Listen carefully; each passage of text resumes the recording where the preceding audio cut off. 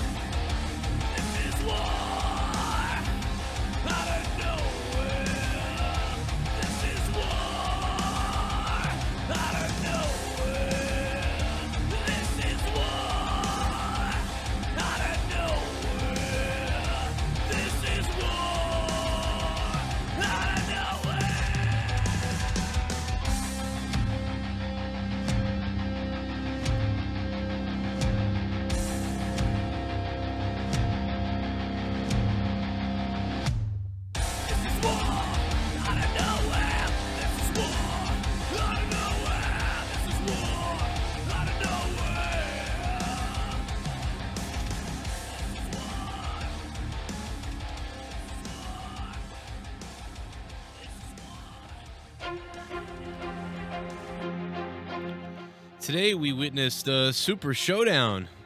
What's up, chat? How's everybody doing? I hope everybody's having a good night, man. Today we witnessed Super Showdown, which was really funny. I guess in a car crash type of way. One of the things that I take from this, once again, is that, you know, the WWE shills really come out of the woodwork on these type of days. Like the shills, they really come out of the woodwork. And one of the shills I think is just Bully Ray at this point, man. Bully Ray makes me so sick I want to throw up.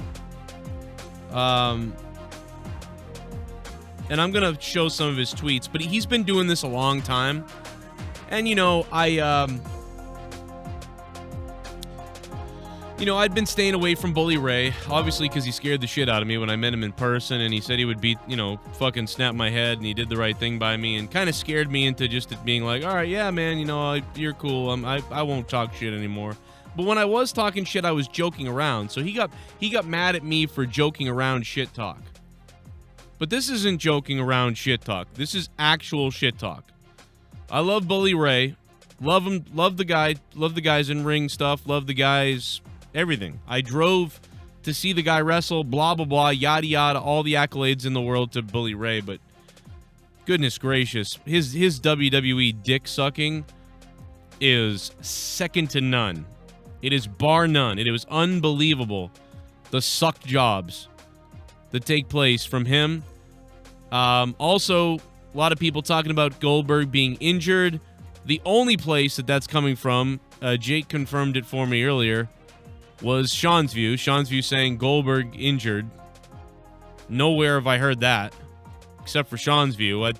I thought that was the case, but I didn't research it. And while I was watching Picard, Star Trek Picard with Leah, Jake said that's the only guy reporting it. And I'm like, well, that makes sense, pretty much. I've searched up and down the whole river, and excuse me, that's the only place that I've seen reporting it. Is Sean's View on his YouTube, so. Of course. So and people quoting, the YouTube title on Twitter, but that's it. So he just made it up for some probably said it's that, like, and CM Punk is gonna be there at SmackDown tomorrow. What he does is he reports all the news. You know what I mean? He reports the news, and then he reports the super rumor news, like even the stuff that we won't touch. He reports that, but then once in a while, the smart thing is out of the 15. Like, he'll report the regular rumors that we all read, and then he'll report the super psycho rumors that are probably made up from websites. But he did read it somewhere, so he can say it's not his idea. But then once in a while, he reports on one thing that completely is just made up by him. So, you know, you gotta... It's a great... I get what he's doing. I get it. It's fucking disingenuous, and... I mean, if it is true, c'est la vie, but I've looked everywhere and asked a few people and haven't seen anything.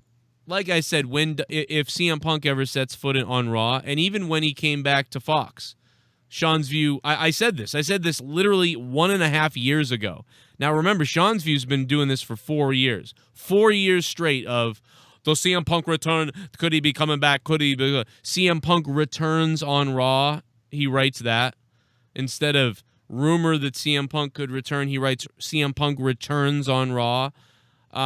So someday when CM Punk really does return, he will do this. And then I said he would do that, and then he did it with the Fox thing. He said, so call me crazy now. Call me insane. Call me making it up and fabricating news. What's fabricated?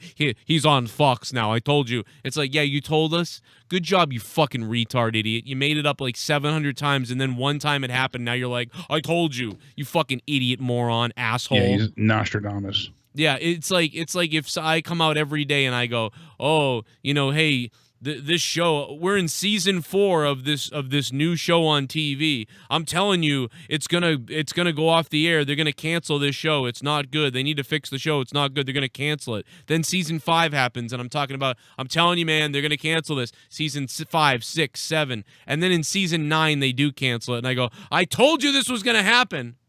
It's like, no, you're wrong 900 other times. You're fucking an idiot. It's like when people, like, on Monetize This 9. Well, Monetize This is over. This ain't the same thing. Monetize This 55. Oh, it's over. It's just not the same thing. Monetize This 130. Oh, it's not the same thing. Oh, it's dead now. It's like, all right, great. Yeah, someday it will be dead. But guess what? You know how annoying it is to listen to someone every day say it's dying, it's dead, it's dead, it's dead? It's like, come on. And I know that, I guess the closest comparison is us with Raw, but I'm not coming out saying Raw's gonna die, WWE's gonna end tomorrow. No. We're just saying the ratings are gonna go down, and it's gonna get worse, and it's gonna get worse unless they fix this. But he is saying he's returning. Anyway, I'm done with this rant. This is a stupid rant. But yeah, the last thing I found with Goldberg and an injury was from June 10th when he faced The Undertaker last time in Saudi. So right. That's all I see. So Goldberg's not injured. A lot of people messaged me. By the way, I relaunched my Snapchat, and apparently because I was off Snapchat for so long, I never chose a name. So my name on Snapchat was like XZWR 3,572,452,75 XRWY ZZZZYYYZZ. Like, what the fuck? And so when I accepted everyone's friends request earlier today, it alerted them with that name, and they were like, who the hell is this? So anyway, it's me if you get that alert, and it's now Joe Cronin Show on Snapchat.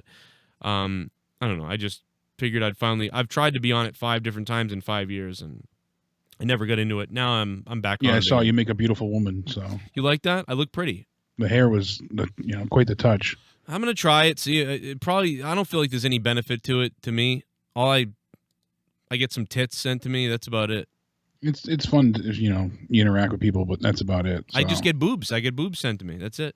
That's it. That's all you need. That's about it. Yeah.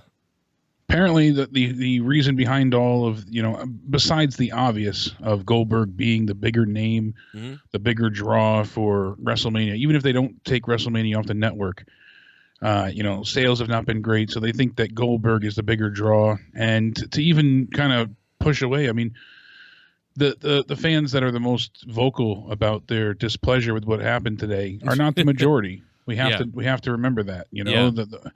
If you looked at Instagram before the match happened, 86% thought that Goldberg would win. Wow. 86% of people that voted. So, I mean, it's that, kind of sums it up in that regard. So much for the Fiend being popular with, I thought, everybody, to be honest. Well, I mean, look at where you're going from. That's Instagram. So it's young kids or people that don't even watch. I mean, yeah, super casual. Twitter's more the outspoken toxic, depraved mindset that storms through there. But apparently Vince feels that facing John Cena without a title is just as good.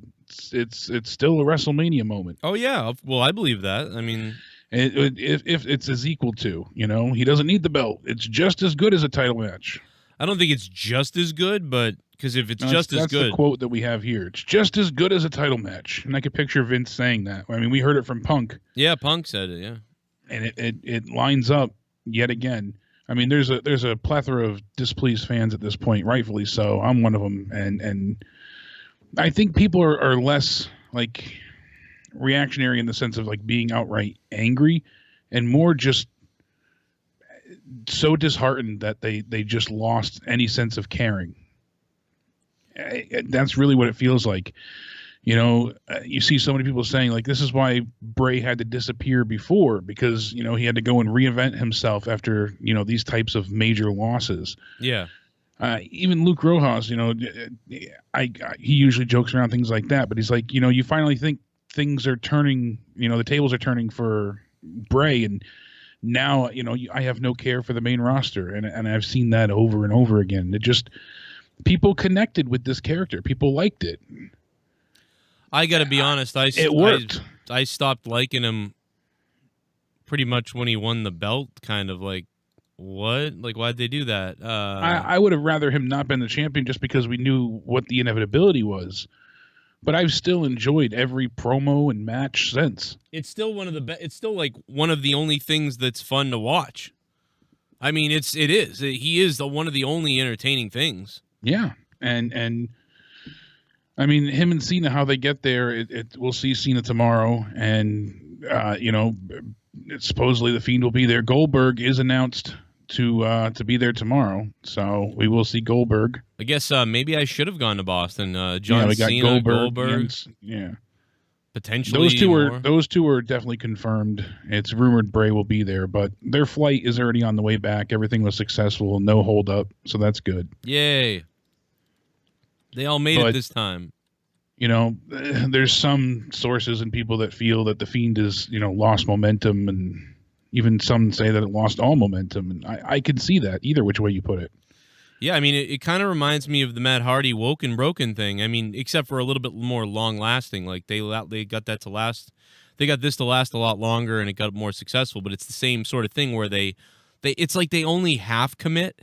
They go full commit on some things, but they still don't allow it and don't make the right decisions for it.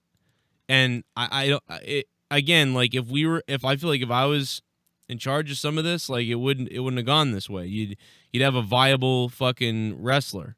Yeah, like absolutely. And even if he was in charge of it fully, or if somebody, I mean, what are they doing? Like well, we were hoping too. Like Goldberg was going to tell this story of, I'm not afraid. Like some way to explain how you could beat the Fiend. Like we said, the Freddy Krueger thing. Once you don't fear him, he loses his powers.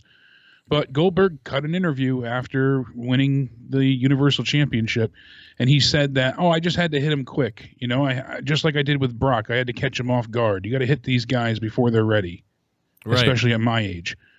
And lo and behold, Goldberg is the second oldest champion in WWE history, only a year behind Vince McMahon when he won the WWE title at 54 years old. So, Jesus. He is, the second oldest, and technically the oldest active wrestler. Somewhat, because Vince wasn't really a wrestler, but. Well, my computer volume is low. Is that serious? That's the record they broke. For me, you're coming out of the other mic again, the webcam mic. So I don't know if that's. Oh, yo. Okay. Okay. So. Oh shit, let me just, what the fuck? Why does it keep doing that? What the fuck? Hey, now you sound human. Yeah, Skype likes to keep messing around. Skype needs to die, man. Was there an update today that I don't know about? Can you hear this? I want to fuck that bag. No, I didn't hear that. All right, let me play a donation, see how that goes. Let me check that out. What's up, everybody in the chat? How you guys doing? I hope you enjoy this. We got about a shorter show tonight for you, but we got some more stuff to talk about, and we got let me play a donation. Super chat. Check Twitter DMs. Joe got something neat. You got something neat, the Goon. How you doing, Goon? Goon, thank you for the donation, Goon. What's up, man? Appreciate it. And thanks to all the people who donated earlier during the Super Showdown stream. That was great. I want to slap the fucking black off his face. Oh, shit. What's up, Joe, my brother? What's up? God damn this fucking company. God. AA last night was 10 times better than this awful Saudi show. What's up, chat? Much love to you, Jake Shell Soundwave 92. This is Outta Nowhere. D. Welsh, thank you for the $20, man. Thank you very much for dropping that much, dude. Definitely could use those little chunks. Much appreciated, D. Welsh. And yeah, shout out to Soundwave 92, who is the king of the wheel right now. Soundwave 92. I have to read this voting off real quick. You guys are right. 224 votes. Did you like Super Showdown tonight? 92% of you said thumbs down. 8% of you said thumbs up. 8% of you on Twitter said thumbs up. 92% said thumbs down. That is very bad. That is not good. So I'm looking at some of the other. Let me look at some of the other polls if I can find some of them. We have the same champs we had at the end of Survivor Series 2003. Says RDT Universe on Twitter. What? Yeah. Are you joking? Who are the champions? I mean, you got Goldberg and Lesnar yet again. Goldberg and Lesnar are the champions again. Wow. And you know what's sad about that? Is the real stars, in my opinion, this is my opinion, but in my opinion, the real WWE wrestling stars are The Rock and Stone Cold Steve Austin and Undertaker. Goldberg to me was always sort of a sideshow bionic guy, whatever. I never cared that much for him. I mean Brock Lesnar. And Goldberg was always the guy that was awesome in WCW but never really mattered outside of that. And yet we still get those two guys in 2020. In 2020 we get Goldberg and Brock. But I would suck a dick for The Rock and Stone Cold. But, of course, instead of The Rock and Stone Cold, we get Goldberg and Brock. Great. Like, why couldn't we get the two good ones? So stupid. It's always ass backwards. By the way, I checked out a different poll. I checked out Solly's poll, Solid Monster's poll. Yeah. Fucking 4,556 votes. I mean, I appreciate the 300 votes mine got, but he got 4,500 votes. 55% of his audience gave a thumbs down to the show. 38% of his audience said they didn't watch the show. And 6% gave it a thumbs up. So who are these people that possibly like this product? I want to know, please. Like, and I don't know, man. I guess we know what we have to start doing is watch some of these marks. Like, watch maybe like Loogie or one of those fucking people, like, who just love everything or whatever, and like listen to their thing and then watch what people say and see. Because what I notice sometimes when I watch these other people's things is they kind of go like, oh, I was surprised by that, and then I liked that, but I didn't really like what they did there. But oh well, like Goldberg just so happy. Didn't even jackhammer him. He didn't even get him up. It was just a shitty suplex. It was more of a side suplex.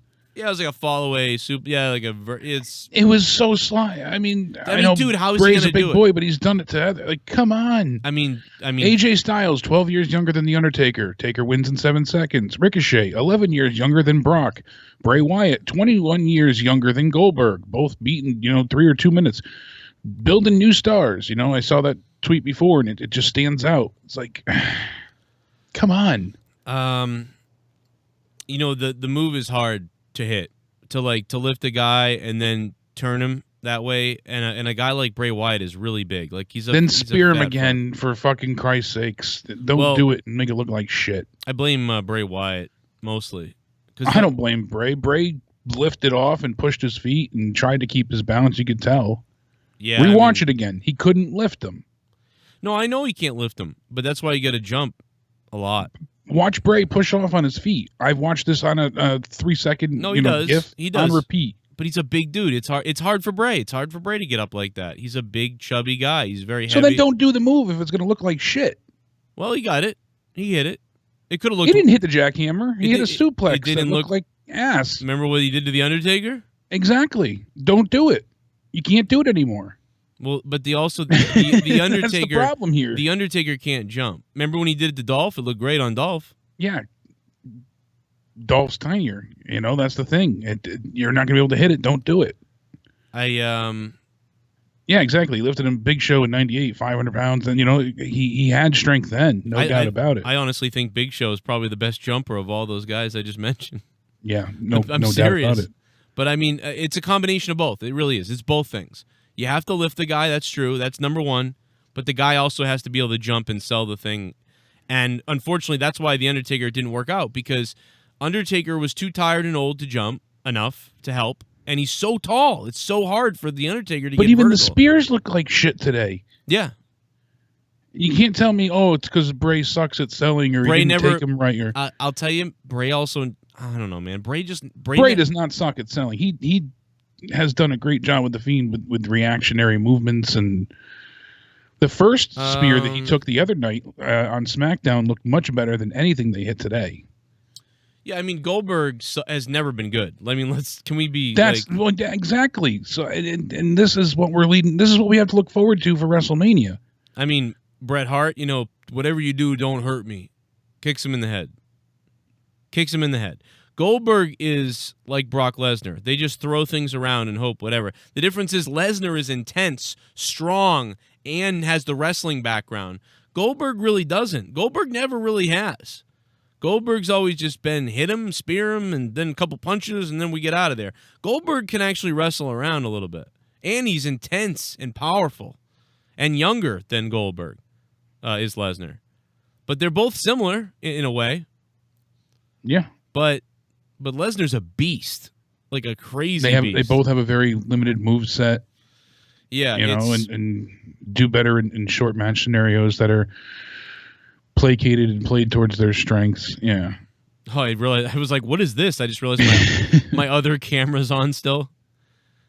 I'll go do the news now with the green screen. I mean, we've been very, magnanimous before with WWE. We've been intentionally forgiving and Stockholm syndrome is how I like to explain it. But I inherently love wrestling. It's always going to have a place in my heart.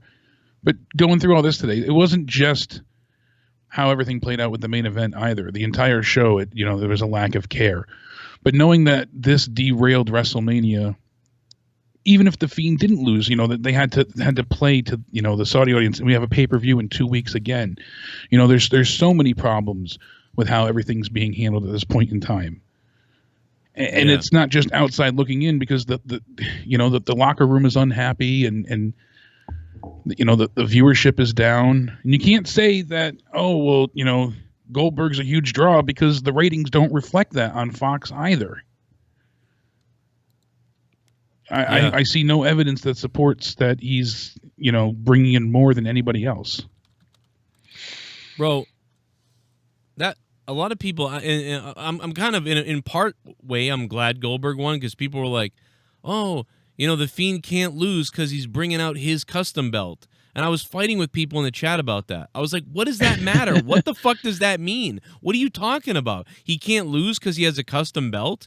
People have had custom belts throughout the history of wrestling. Yeah. My God. But also, Daniel Bryan lost at WrestleMania with his custom belt. Exactly. And then they had the other belt ready. Right, but just last year. Why were people in the chat arguing with me about that? I was like, it was just last year.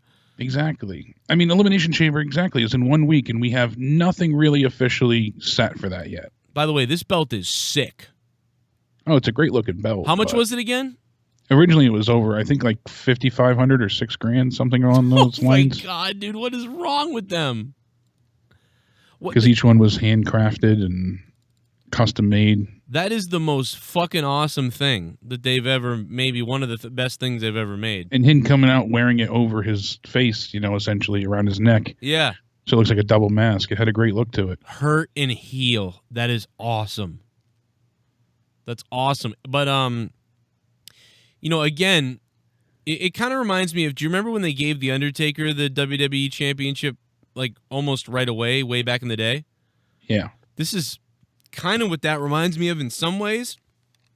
You know what I mean? They gave him the belt, and here's The Undertaker. He can't be stopped. He can't be beat. He's this dead man, crazy Undertaker. And you're like, wow, this guy can't be stopped. This is amazing. And then he was stopped, like, pretty quickly. Yeah. This really, I know that it's a little bit different. It's not quite the same thing, but this is very similar. If people don't understand, like, The Undertaker won the WWF Championship. How the fuck did he lose it again? I forget. It was probably Hogan something. Hold on, let me look up the WWF title history because it's kind of amazing. If I can pull up the champions. God damn it! I need a good website where it like lists all the champions because then it tells you who turned it over to who and whatever the fuck else. Right here. So Undertaker, when I found it.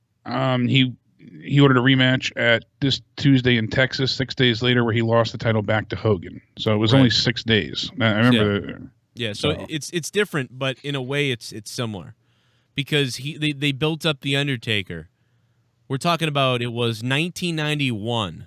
And then they vacated the title after that because of the way the match ended. And then it was vacant until the Royal Rumble match when Ric Flair won in 92. So right. And then that's why the belt was for the Rumble was for the belt. It went Hogan, Taker, Hogan, Flair. But and that was a bad look for the WWE title at that point. That was an ugly time. Flair finally winning it and then giving it over to Savage.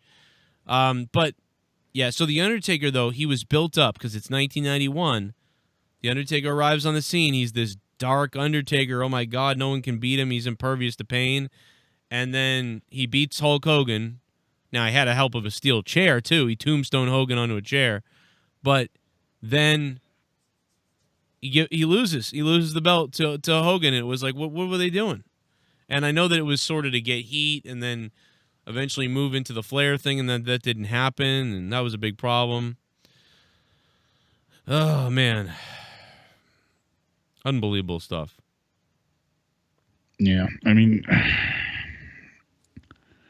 we're going to get 3 chamber matches, so they're all going to go ahead and you know, be limited because you can't destroy the pods until you get to the last one. You can't, you know what I mean? You can't outdo the rest in the first one, so what's the point, you know? I know the Raw Women's one is officially announced, but we don't know participants for the other 2 definitively yet. I guarantee Cena's not going to be a part of it, so they'll have Cena.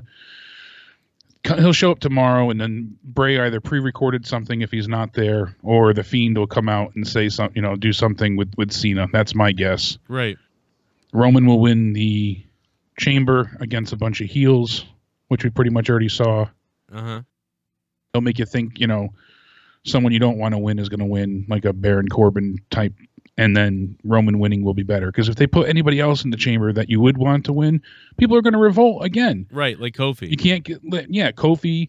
You can't let, you know, someone like Otis, or even, you can't even put Bray back in there. You can't put Cena in there because then people are going to want Cena to win. They're going to want Kofi to win. They're going to want Daniel Bryan to win. And then if Roman wins, he'll get booed. So if it's against all shitheads that people don't give a damn about, Baron Corbin, Bobby Roode, Nakamura, I hate putting him in that regard, but it's true. The usual heels. When Roman wins, he'll get cheered. So it's smart on their part for that much. So Roman wins that and becomes number 1 contender to face Goldberg. Yeah. Goldberg lays out the challenge tomorrow. And I'm telling you, what I said before out of anger, I'm going to stick with. Watch. I hate it, but watch Drew not beat Brock. Yeah, I'm worried about that. Because if you know, they usually don't change both belts, you know. Unbelievable. Yeah, we got to hit the like button, people. Soundwave 92 is the king of the wheel, so shout out to him. I got to keep shouting him out because he's the king. Going to get a new king this Sunday, potentially. Let's go. Billy the Fridge. What's good, Joe? What's up? I'm somewhat following NXT. Is the main event for WrestleMania weekend going to be Velveteen Dream versus Adam Cole for the title?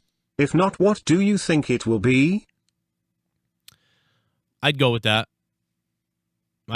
See, he's got a rivalry with them right now.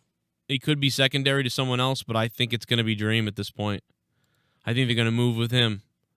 Try to see how he does as the guy, maybe, you know? But I'm starting to think that really Velveteen Dream, thank you, Will Tactics. What's up, bro? I'm starting to think, Will, you know, the only reason Velveteen Dream is still in NXT, if he was a little bit older, I think they would have moved him up already. But because he's so young and was learning so much like a sponge, I think Triple H stressed, like, he's got to learn a lot more, you know, even though he's already over with a lot of people. I think he just wants to keep teaching and keep him going down there in NXT and kind of protect him there in a way. But, you know, at some point you got to move the guy up. But there's less of a need to move people from NXT now like there used to be. There used to be a get them on the main roster. Okay, good, get them up there. Hope they go up there. Now there's less of that because now it feels like NXT really needs to maintain themselves as a brand because of their Wednesday show that's now on TV and demands ratings. Yeah, so, but Dream's been there for a long time. I know, yep. And he's had, you know, a few injuries here and there, but yeah, it seems like the way they laid out NXT, we're going to get Finn and Walter, which will be good. Uh-huh. It's, you know, obviously they're going to make Finn back into a face for that role. We'll get Ciampa, Gargano with their roles switched this time, you know. I think Dream and Cole in a ladder match would be better. That would be good. I just feel like... But I think no matter what, Ciampa and Gargano will be the main event. You think that'll be the main event even without a belt? Yeah. Especially if they do Hell in a Cell or some type of like 3 stages of Hell match, you know, something, because this has to end their feud. And then I imagine Gargano will go up from there because Ciampa doesn't want to move up, so... They didn't do 3 stages of Hell yet, did they? No, I don't think they did the 2 out of 3 falls. I think that was just Adam Cole and Gargano. I was trying to think of the time Gargano and Ciampa when they ripped the ring up and exposed the wood. Wasn't that something? I think that was just a no holds barred match. Okay, so, all right.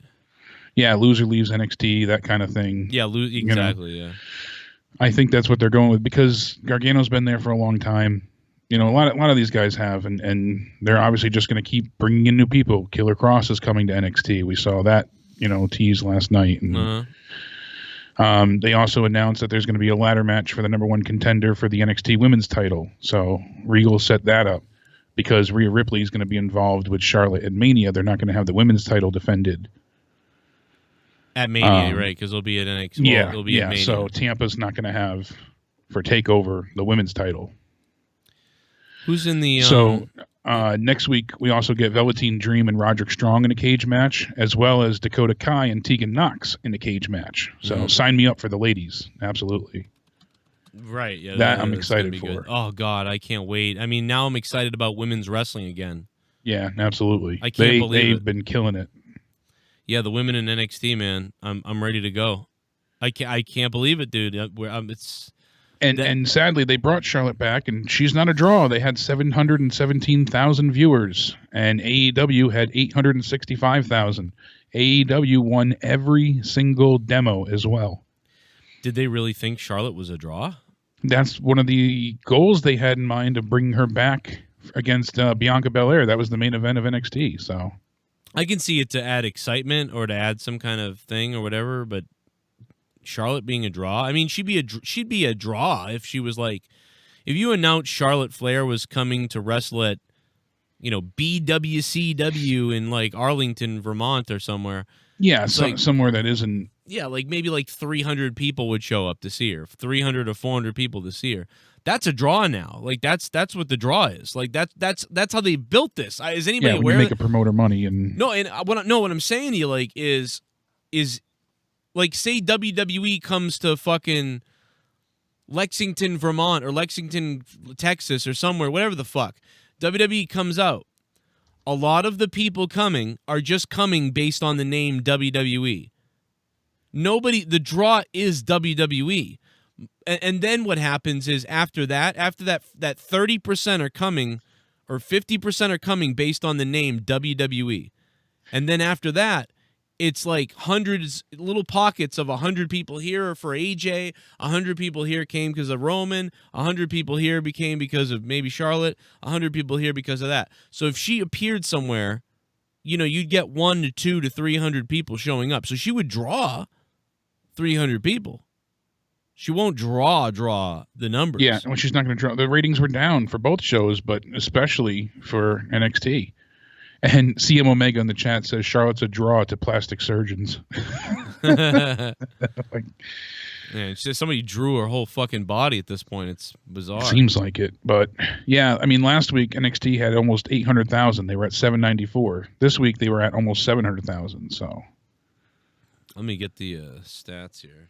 Yeah, they lost almost 80,000 viewers, a little over. When did the I'm trying to find a list. Wrestling Inc. does the best job with like a concise list. When did the news come out about the ratings? Do you remember? This afternoon, I believe. I'm trying to find it. Oh, here it is. I found it. Okay, cool. All right. Yeah, and NXT, AEW last week had 893. This week they had 865. So not a huge decrease, but still somewhat. But they also did better in each demographic. So. Okay, February 26th, 865,000 compared to 893 last week. So, AEW remained about the same. And what was NXT? 725 last week? No, 793. I just closed it out.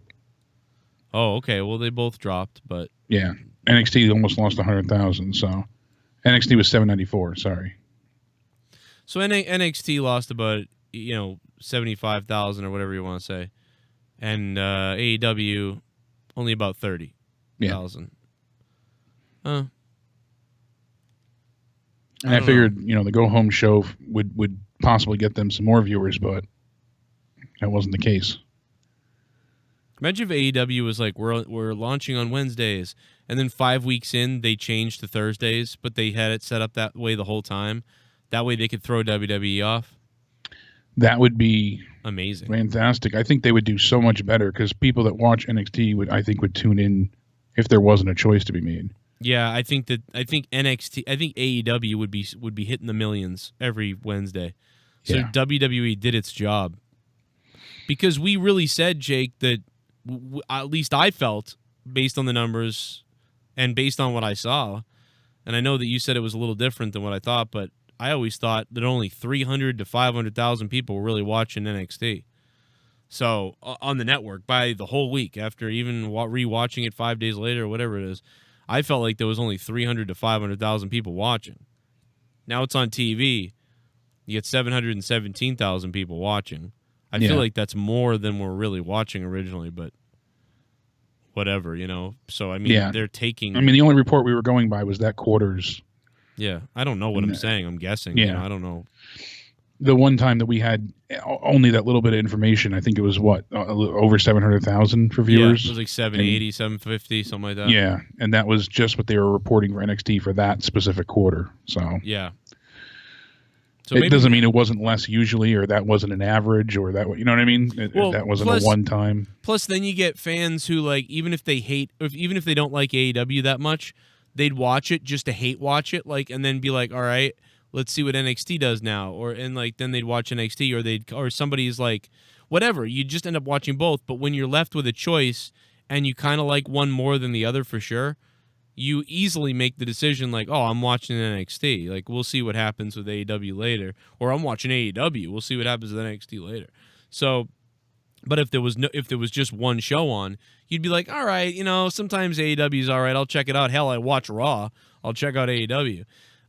So, I mean, Vince McMahon knew exactly what he was doing, putting his show up against theirs. I mean, see, but it was always announced, I thought, that NXT was going first. They said they were moving to Wednesday because they were already on Wednesdays, that they were just going to go live. No. I thought that's how it was. Because AEW originally announced that they were going Tuesday. It was supposed to be like Tuesday, whatever the show was. That was the name of it. Right. AEW changed and decided to go head to head. Am I wrong? I swear. Because NXT was planned at one point to go live, but they were already at the Wednesday time slot. AEW moved. They initially said they were going Tuesdays. Oh. And then they decided to go on Wednesdays because it was supposed to be Tuesday something, like Tuesday Turmoil. Why was Tuesday everybody? something. why was everybody always saying, wow, Vince McMahon cock-blocked them? I've said this since they started that wasn't the case. Yeah, but everybody else has said that. So what are we, crazy? Everybody, news reporters, everybody said, wow, Vince McMahon really cock-blocked them. Am I crazy? I'll pull it up here. I know there's gotta be. because WWE was on the WWE Network, and so then they decided, okay, we're not going to be on the WWE Network for from what? 8? What time was NXT on the network? 8? Yeah, it was just because they planned to go on live TV, so people took it as, oh, now that they're moving live, that they looked at it as them being like, oh, that's their way to cock block. Well, that is a cock block then, because Vince's show is on the network, 8 to 10, in front of nobody almost, and then AEW is like, well, we're going to be live on Wednesdays now, 8 to 10, but we're going to be on TV live. And so then Vince says, oh. Well, because NXT was pre-taped as well. Yeah, and then they're taped. And it was only an hour long. And then, it was, right, that's the big thing, and it was only an hour. Well, then Vince says, oh, all of a sudden, you know what? But it wasn't all of a sudden, because it was planned before Mania. There was discussion of them possibly going live. This was set like months and months out. And then they said, like, oh, they're preparing. It wasn't, the only thing that changed was the longer show. Was the 2-hour format. I'm pretty sure, but I swear to God they did all of this because of AEW. I don't know what the fuck. Are we rewriting history here? As per both F4W Online and PW Insider, there have been some discussions about launching NXT on USA before AEW starts their show on TNT, perhaps as early as the 9/11 taping. The live show would be a test run. They knew AEW was launching on that station at that time.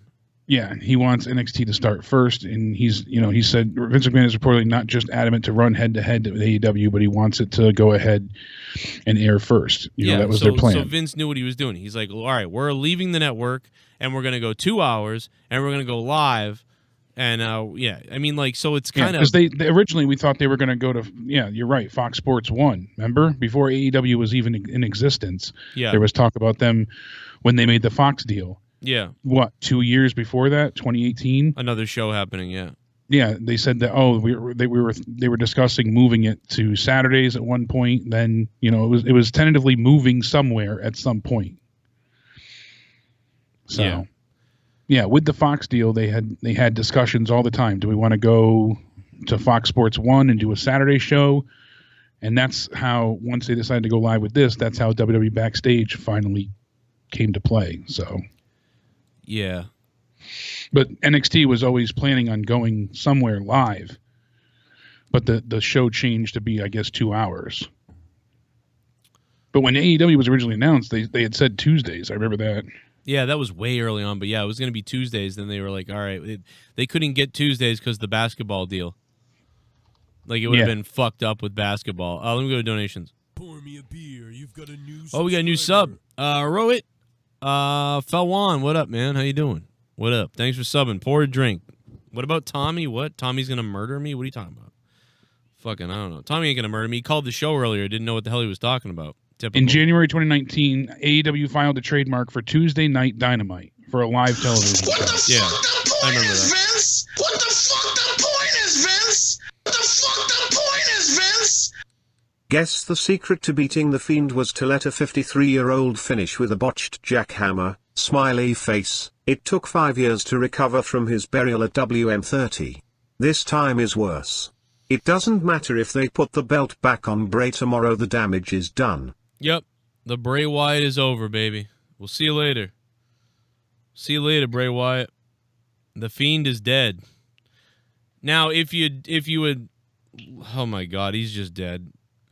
Let's go to the shill, Bully Ray. Soundwave 92, thank you for the $9.99, Soundwave. What's up? And then after WWE finalized the Fox deal, saying that it would start in October or whenever, and they announced Fox Sports 1, in June 2019, AEW filed an additional trademark for Wednesday Night Dynamite. Right. So AEW planned after the fact. NXT was already tentatively moving, so fuck AEW, they're scumbags. But WWE didn't officially announce it until August 2019. So we had been reporting it long before then, but they didn't officially announce, hey, we're going live until just a couple weeks before. So that's why people think, oh, Vince is combating and going head to head. Why do people listen to Busted Open Radio? I still don't understand why people listen to this. With this fucking shill cocksucker. People really pay money to listen to Sirius Satellite Radio, which sucks now. And they listen to this guy, Bully Ray, who just all he does is tweet stuff like this every day. To me, I always get the feeling, the few times I have listened, I always get like the sentiment of, fuck you, you're not in the business, so don't say anything. That's exactly it with Bully Ray. This guy sucks. He thinks that everybody that says anything about anything is an idiot, doesn't know anything, all because he wrestled. You know what I mean? Even he said that to me, and I wrestled, but I mean, whatever.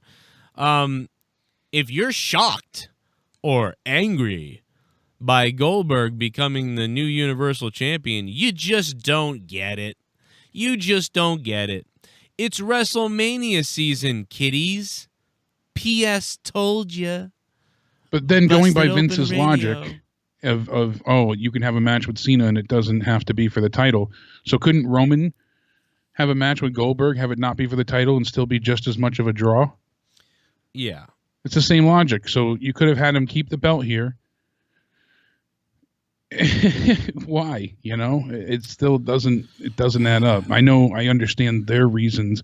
They're just shitty reasons. Bully Ray sucks. This sucks. This tweet sucks. In fact, the people down below agree. Nah, Bully, this really has no defense whatsoever. Well, his tweet reads like, fuck you for being a fan of something. Yeah. You don't get it. I watch AEW. It's fantastic. That's what people are writing down below. Oh, my God. You can totally understand something and not agree with it, though. And then Bully Ray finally says, doesn't make it any less stupid. You're stupid. Oh, no, that's Brian Compton. Oh, no, he's talking to Bully Ray. Okay, so there you go. It doesn't make it less stupid. I mean, everybody is going after Bully Ray in this tweet.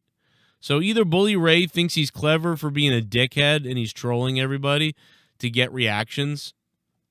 But, I mean, all my reaction is you're an idiot. Like, I mean, people listen to you on that fucking show. Dude, fuck Busted Open Radio. Fuck Sirius Satellite Radio. Fucking fuck Sirius Satellite shit. Fuck Sam Roberts, his boring asshole who sucks on the radio and blows ass and is boring as shit. And without Jim Norton would be about as entertaining as a fucking booger on my foot. Fuck Busted Open Radio. Fuck Sirius Satellite Radio. Fuck Howard Stern, who's become a pussy. That whole station's a pussy. They fucking fired the only talented fucking show they had and ruined it. And then ruined all kinds of other things and had bogus, weird, bizarre meetings about things that you can and can't talk about on their network. Even though they're Sirius Satellite Radio, the whole point of them was to be like, fuck you, the FCC. We can say whatever we want. Pay money for our premium radio show. Oh, wait. Like, we're going to fucking tell all our DJs and disc jockeys and podcaster fucking radio shows what to say and what not to say and what's not politically okay here. So, you know what, Bully Gay? Shut the fuck up, Bully Gay. You stupid fucking breath smells like shit. I never said this before, but fuck it, you stink. You fucking stink like a fucking ape. Just remember, you won. He got triggered by your tweets. I guess so. You got under his skin. He tried to kill me in real life. He was real estate. He was going to beat me up in real life. Yep. That shows that you're a man, right? I mean, I kind of wish he did. He was like, I think he was gonna. Remember when he went? I remember when he said to me, he goes, "You got kids?" And I was like, "What a weird thing to say to me." Like, and he's like, "Let me, Joe, do you got kids? You got kids, right?" And I'm like, "Yeah." How many kids do you got? 3. See, and then he like kind of like went into something else. Yeah, so he counted the hospital bill in his head and how much you could have sued him for. He was like, yeah, it was weird. It was like I was like, why did he ask me how many kids I have? What the fuck does? I mean, we can talk about kids. I don't think he has any, but we can talk about that. All those table spots made him sterile. Whatever. Listen, I respect the hell out of him in many ways. I really do respect the hell out of him. I love watching him wrestle. I'm still a Bully Ray fan, but I'm gonna call him Bully Gay. Fuck it. Well, he's always had that insider he's mentality. Just a dick. Yeah, it's like I get it, but I whatever. He can do whatever he wants to do. He has that cred. He has that legendary cred status. But it's but I'm gonna sit here and say I think your tweet is fucking retarded. So, how about that? It's not a critic, fan. I give you my opinion, but people have a right to feel something about something. And sadly, this character made people care for the first time in many years.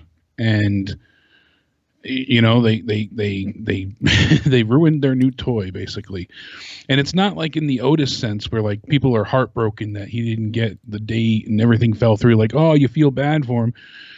Yes, Bray can still be rehabbed from this, but it was hard enough to recover from Hell in a Cell. And to me, it's less of the fact that he lost, it's the way he lost.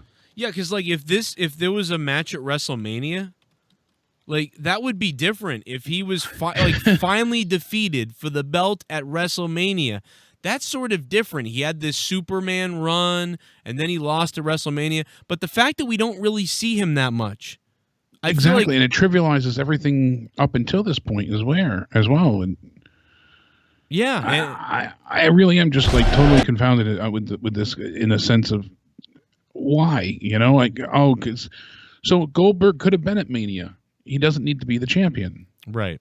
You already have another part-time champion. Yeah.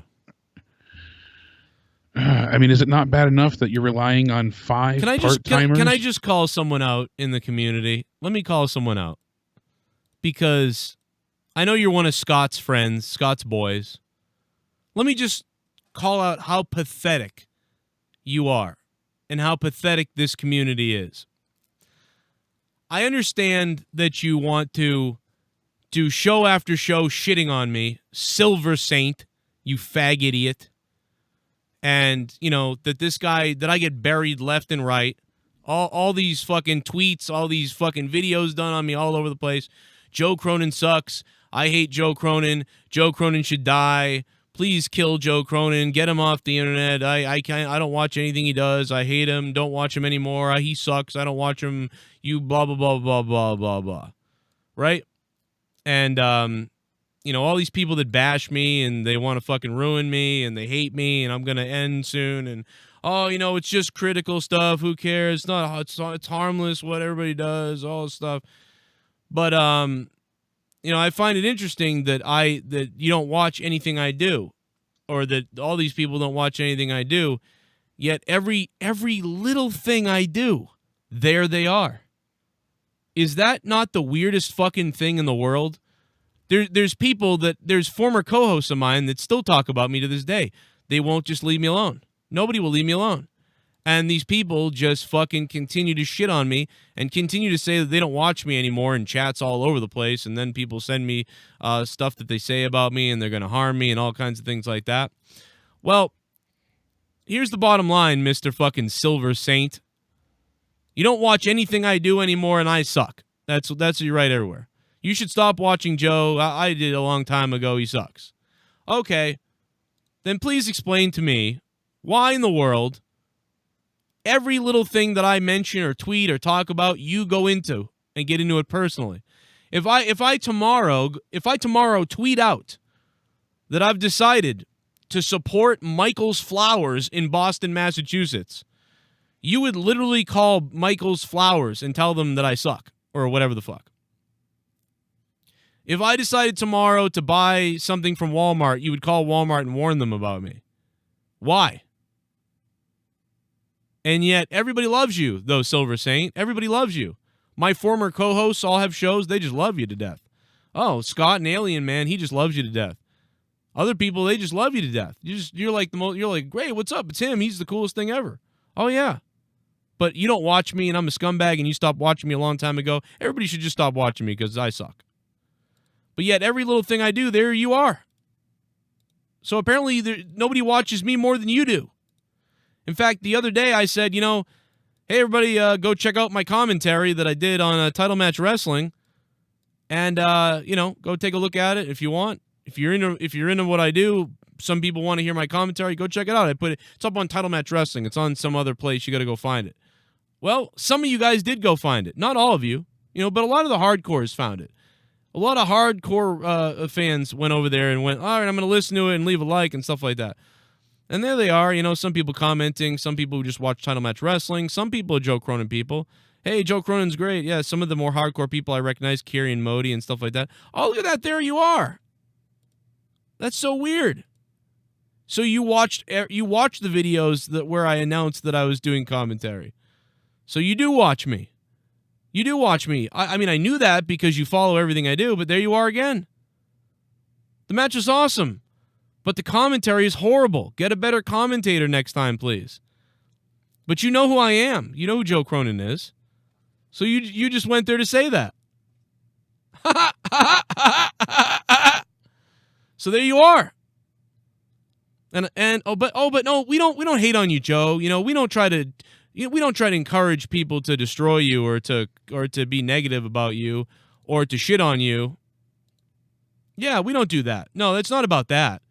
Everything we do is harmless, burying you and shitting on you and making up lies about you.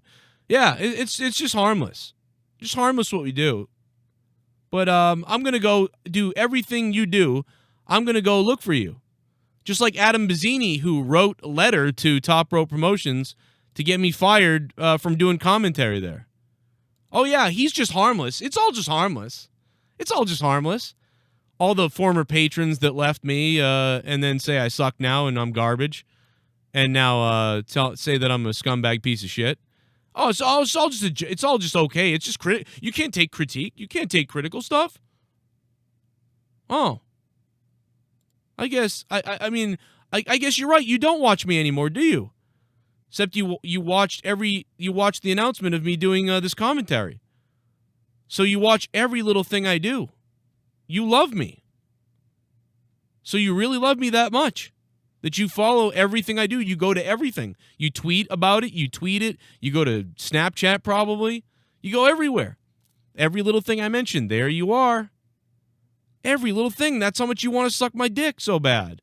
I wonder who you really are. Man, I take up space in your head, huh? I'm living rent-free in so many people's heads, it's unbelievable. I must be living rent-free in your head every day. You're thinking about Joe every time I do something. I can't wait to go comment on that thing that he did.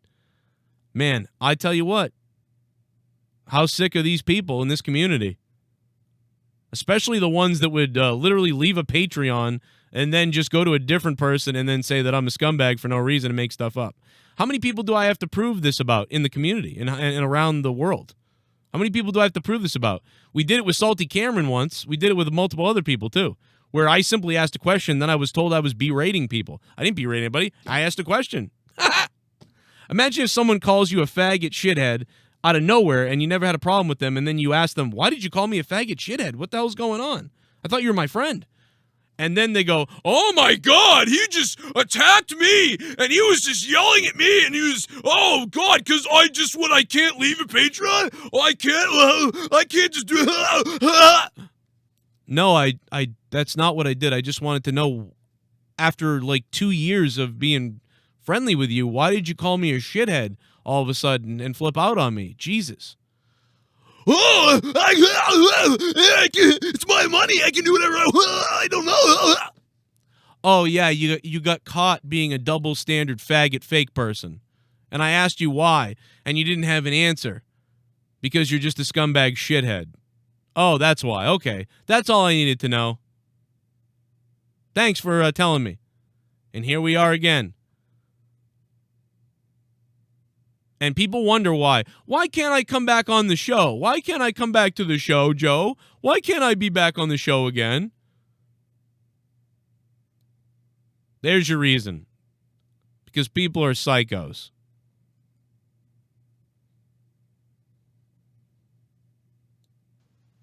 Rant over. Let me play a donation.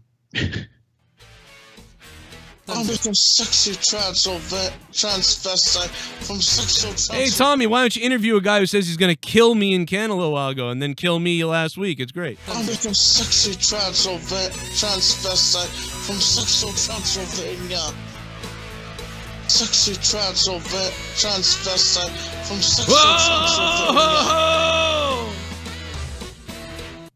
I still don't bother to pirate the WWE pay-per-views, and I'm sure as fuck not going to catch SchMania. I won't be surprised if this WrestleMania has SJW shit like 2018's pay-per-view.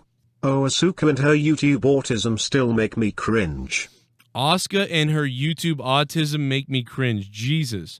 I like her YouTube channel. She is whacked out, though, Bimbo Baggins. She is a few espressos over the caffeine limit sometimes. Dude, I honestly... it's a bit much.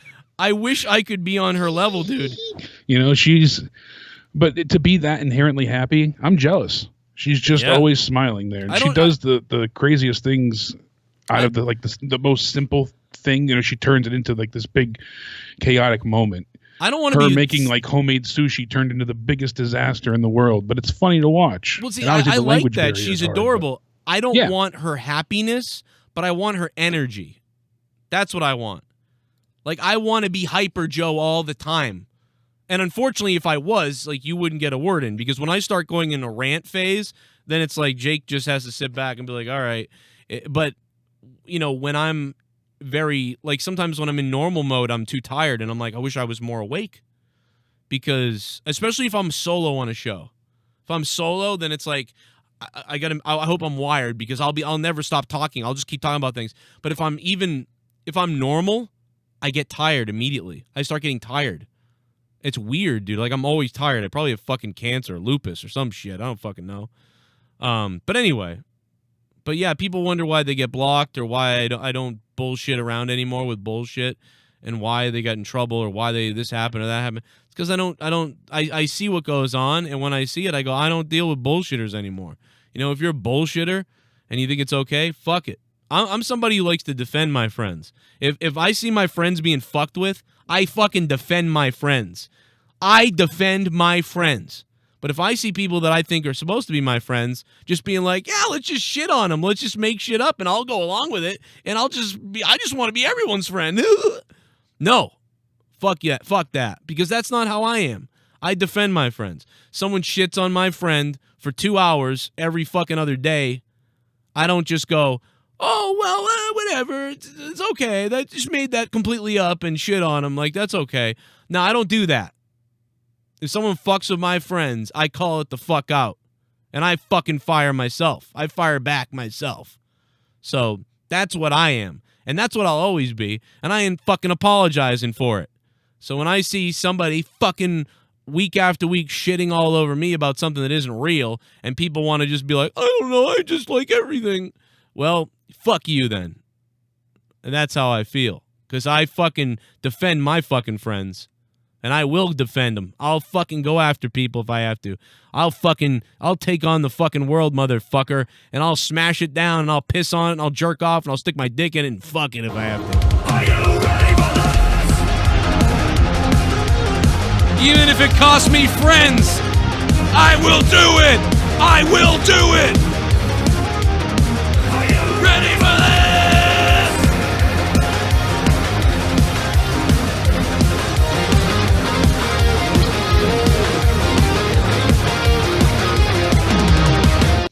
Okay, well, now that the Saudi Blood Money Show debacle is over, let's look forward to a great PPV this Saturday for Revolution.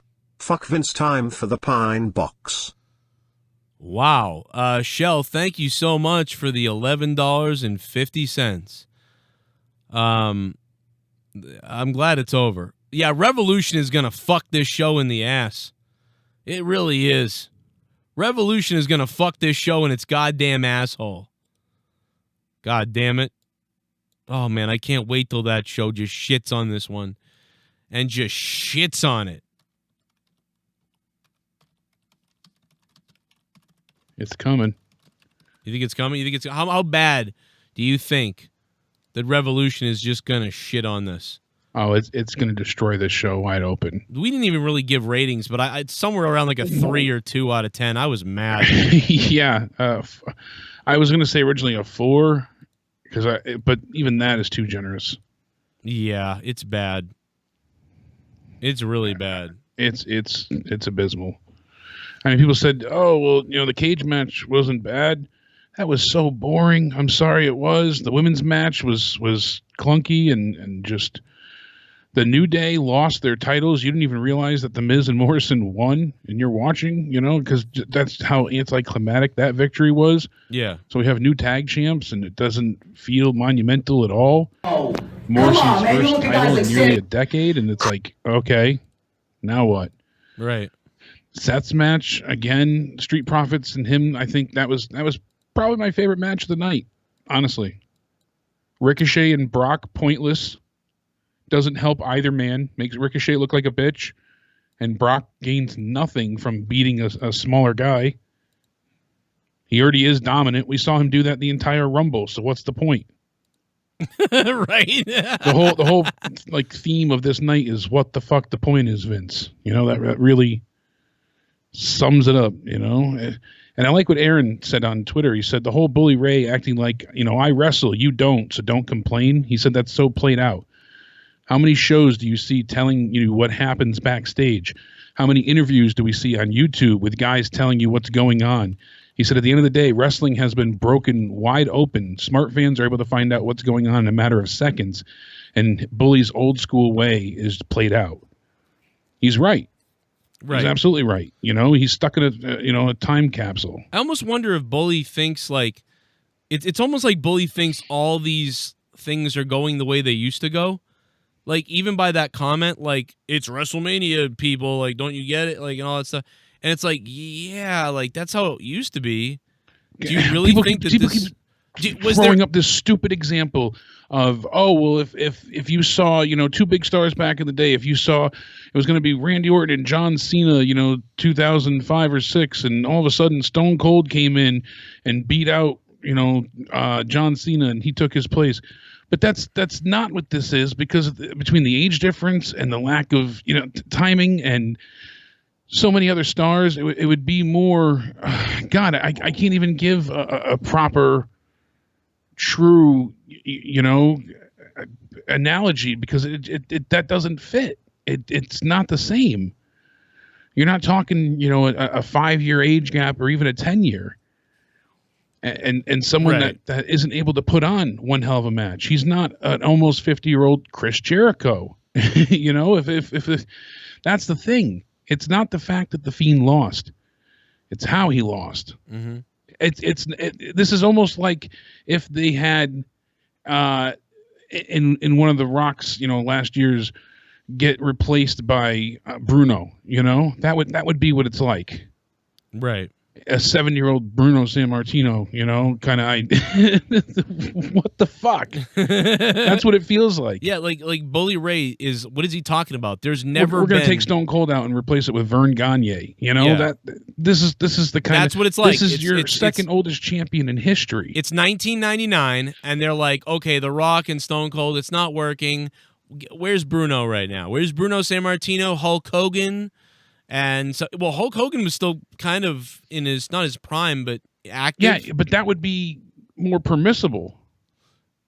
I mean, that's why bringing back somebody like Edge works. Hogan was really active and in the limelight from 1983 to 98. That's how many years? 10, 93, so 7. So that's about 16 years or so of Hogan. So 16 years ago.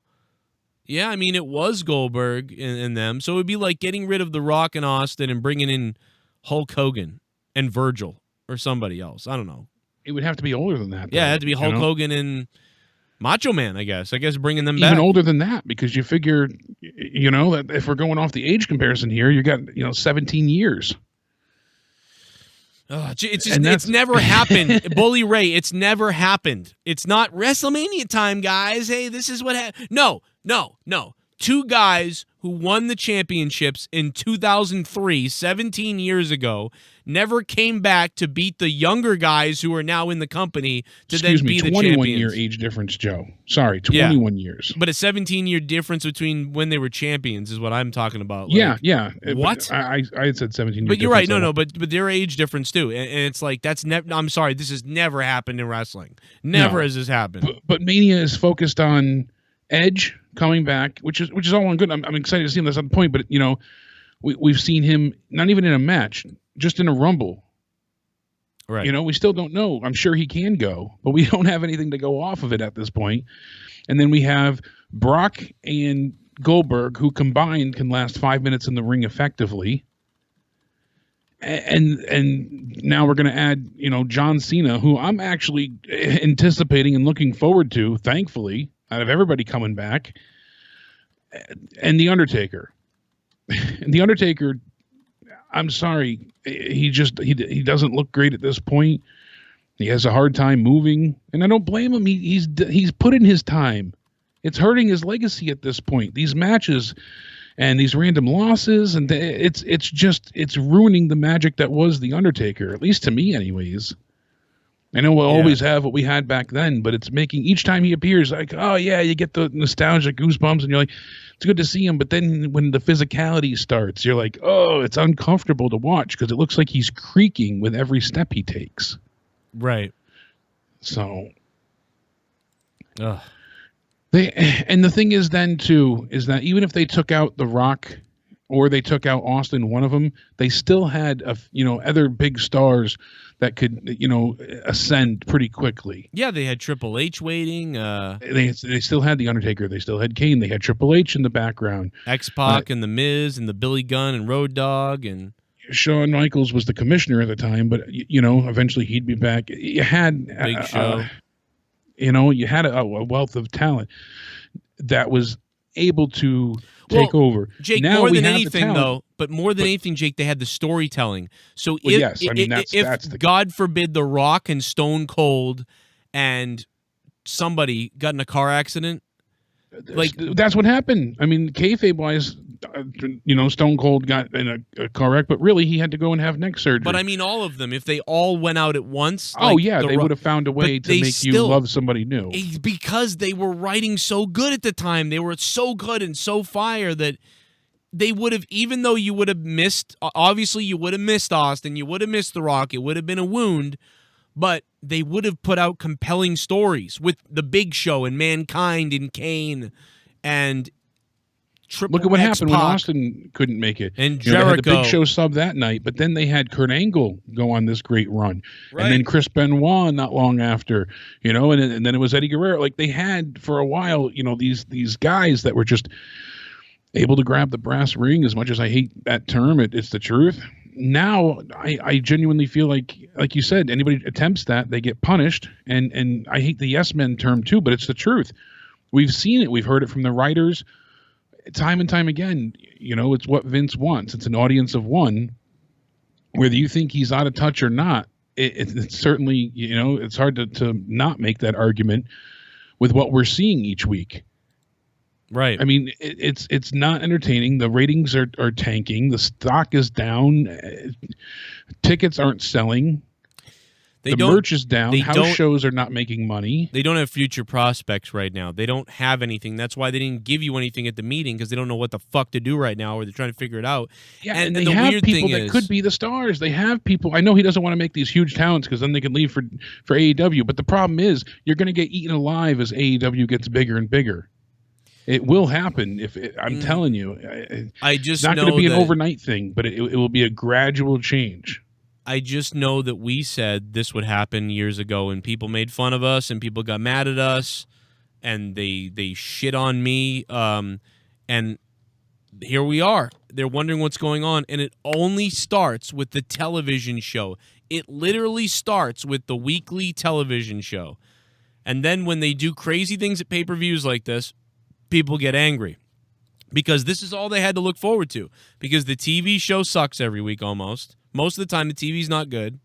And now we get to the pay-per-view and they do something knuckleheaded. And then you're just enraged. And if they put on a compelling TV show week to week, they'd have 3 million people watching, and maybe they'd get up to 4 million people watching. And then more people would be buying the network, and the network would be amazing. And then Vince could tell great things at the meetings. And instead, here we are. It's all shriveling down and shrinking down, and it's because of that. And yeah, AEW is about 1 or 2 stars away. And I'm talking about like cultural shocking things, Jake. Because right now, this is just like when WCW took over again with Hogan and NWO. Yeah. Because right now, most people aren't watching wrestling at all. They're not even thinking about it. If you say wrestling to people, they go, "What? Fucking, I don't know if I can watch that. I don't know what you're talking about." Like, so right now, we are seconds away from TNT having a wrestler or somebody who gets over. And I'm talking about a character. Think about a guy like Dr. Disrespect. How many people out there aren't really even gaming fans or Twitch streamer fans or fans of streaming yet? How many people out there became a fan of Dr. Disrespect off of fucking seeing a clip of him? Yeah, his character and yes, and his, I'm dead serious. Wild persona, and now he even has something going on with the Undertaker. Yeah, with the WWE, but I mean, like, just, I'm curious to see what that's turns out with. It's a character that's transcending what it was. It's transcending Twitch. Everybody's starting to know memes or recognize him. Even if you don't watch gaming or streams, or you're not a kid, you're like 25 or 30, and you're doing something else, and you see like a thing of him come up, you know of Dr. Disrespect that way, or you've heard of him, or you went to watch him. How many people watch that guy?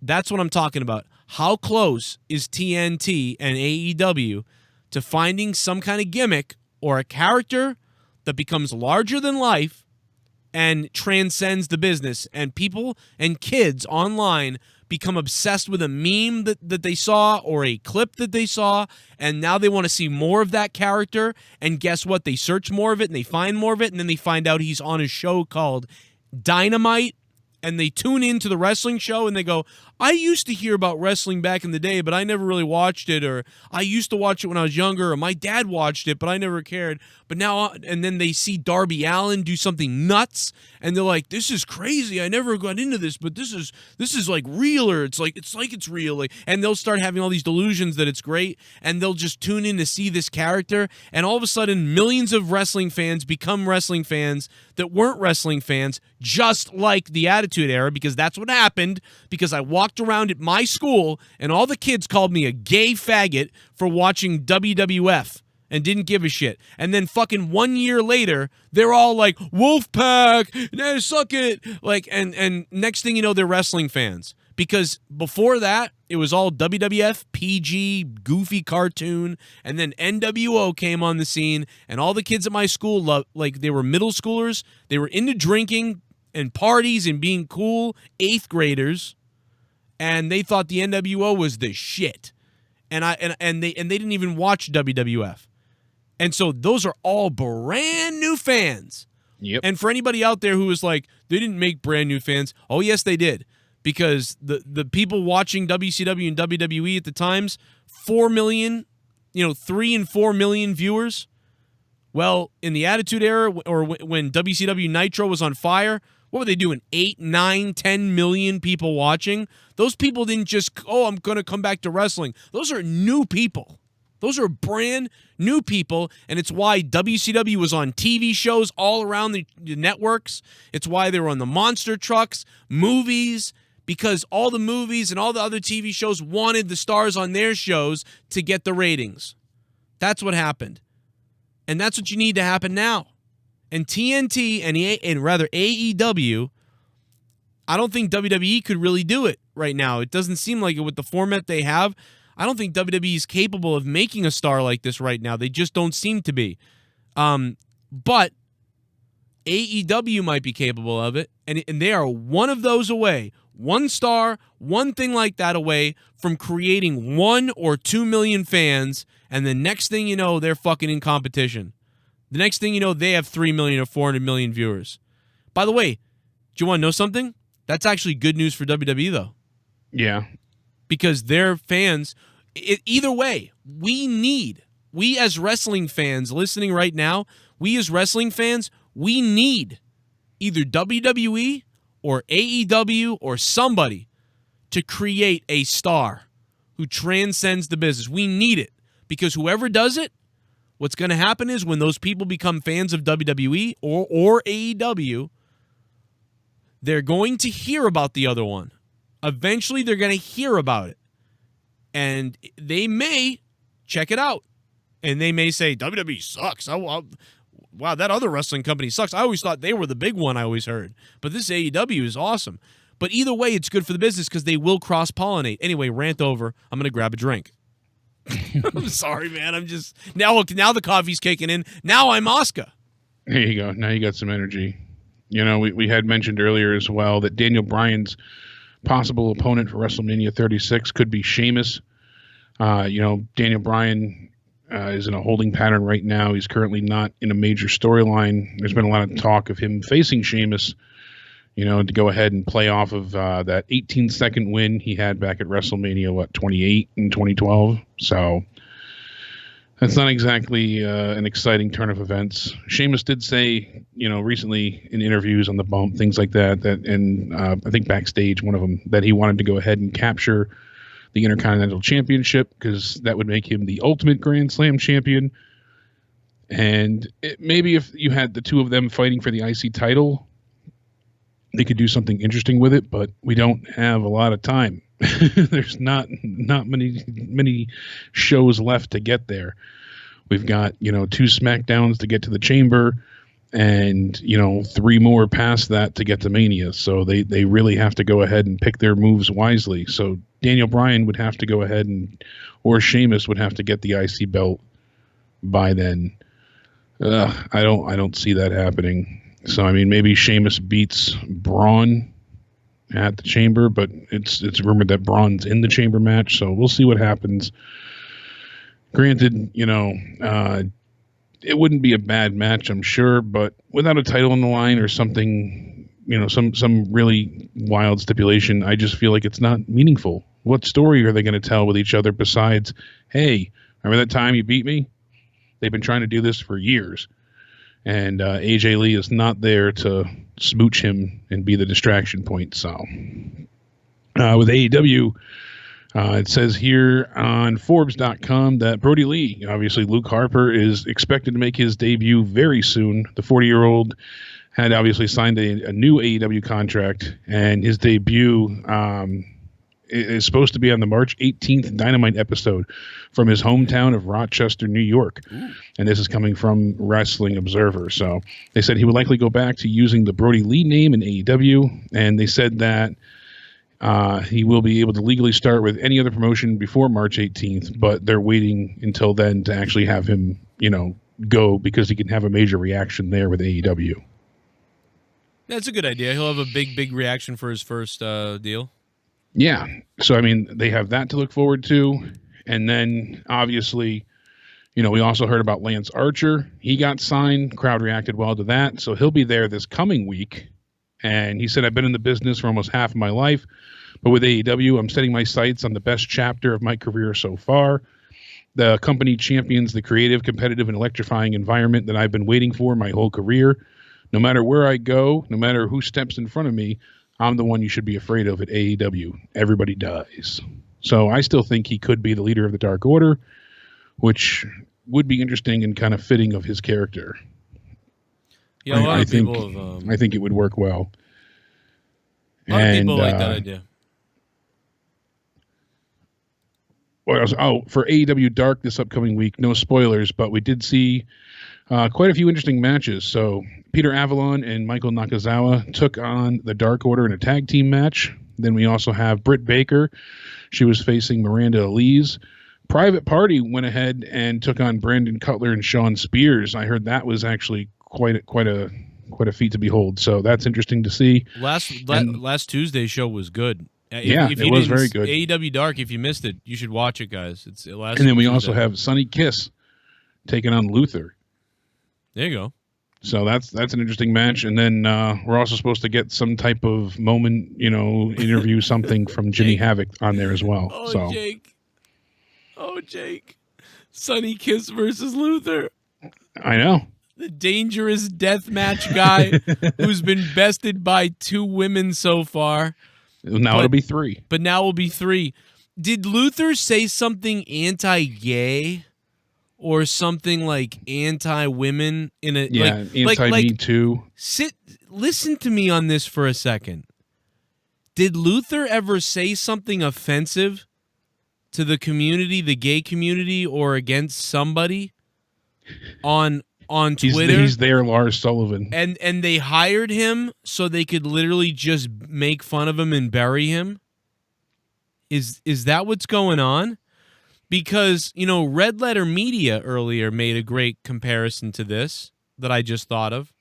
Because Luther has been beat up by 2 women, but he's a crazy deathmatch guy. And now he's going to wrestle Sonny Kiss, who's gay. Now, that's okay. But Luther losing to 2 women and now beaten by the gay man, the dancing gay man, I mean, I don't know if I can deal with this. It's hilarious. It's a trip for sure. But no, Red Letter Media earlier said this. In Star Trek on the new Picard, not much of a spoiler, but a little bit of a spoiler. But you weren't going to watch anyway, were you? A character who used to play a guy used to play a character originally on the show on Star Trek Voyager is murdered horrifically at the beginning of one of the recent episodes. He's murdered horrifically. And you're like, why is this guy murdered like this? What are they doing? And it kind of didn't even need to happen, and it didn't make sense or whatever. Oh my God. And then they got a different actor to play the guy. They got a different actor to play the character. And I was like, why would they do that? And Red Letter Media looked it up apparently to figure out why they did that. Well, the guy was on Twitter rambling about some of the people who complain about being SJWs and virtue signaling. And he made fun of the left. He said lefties who virtue signal and blah blah blah. Now this is the actor who originally played the part of this character. So the Star Trek people, the guy who's on Star Trek Discovery, which is an active Star Trek show now as well, wrote to the Star Trek people and said, "Can you please get this guy banned from ever being in Star Trek conventions again?" So when he was recast in the show, so then he was put into the show, Picard, that just came out, and they recast him. And at the beginning, the guy gets murdered and his eyeballs ripped out. And I was like, oh my God, they fucking did this to kill the guy's character because they hate him because he's a right-wing person. That's why they did it, because it made no sense otherwise. Because the character in the show, Jake, they rip out his eyeball because they want the implant from his eyeball. But in an episode of Voyager, he gave away his implant. He doesn't have it anymore. Why are they doing this? So, oh my God, Jake, that's what it is. That's what it must be. They're paying this guy peanuts so they can bury him.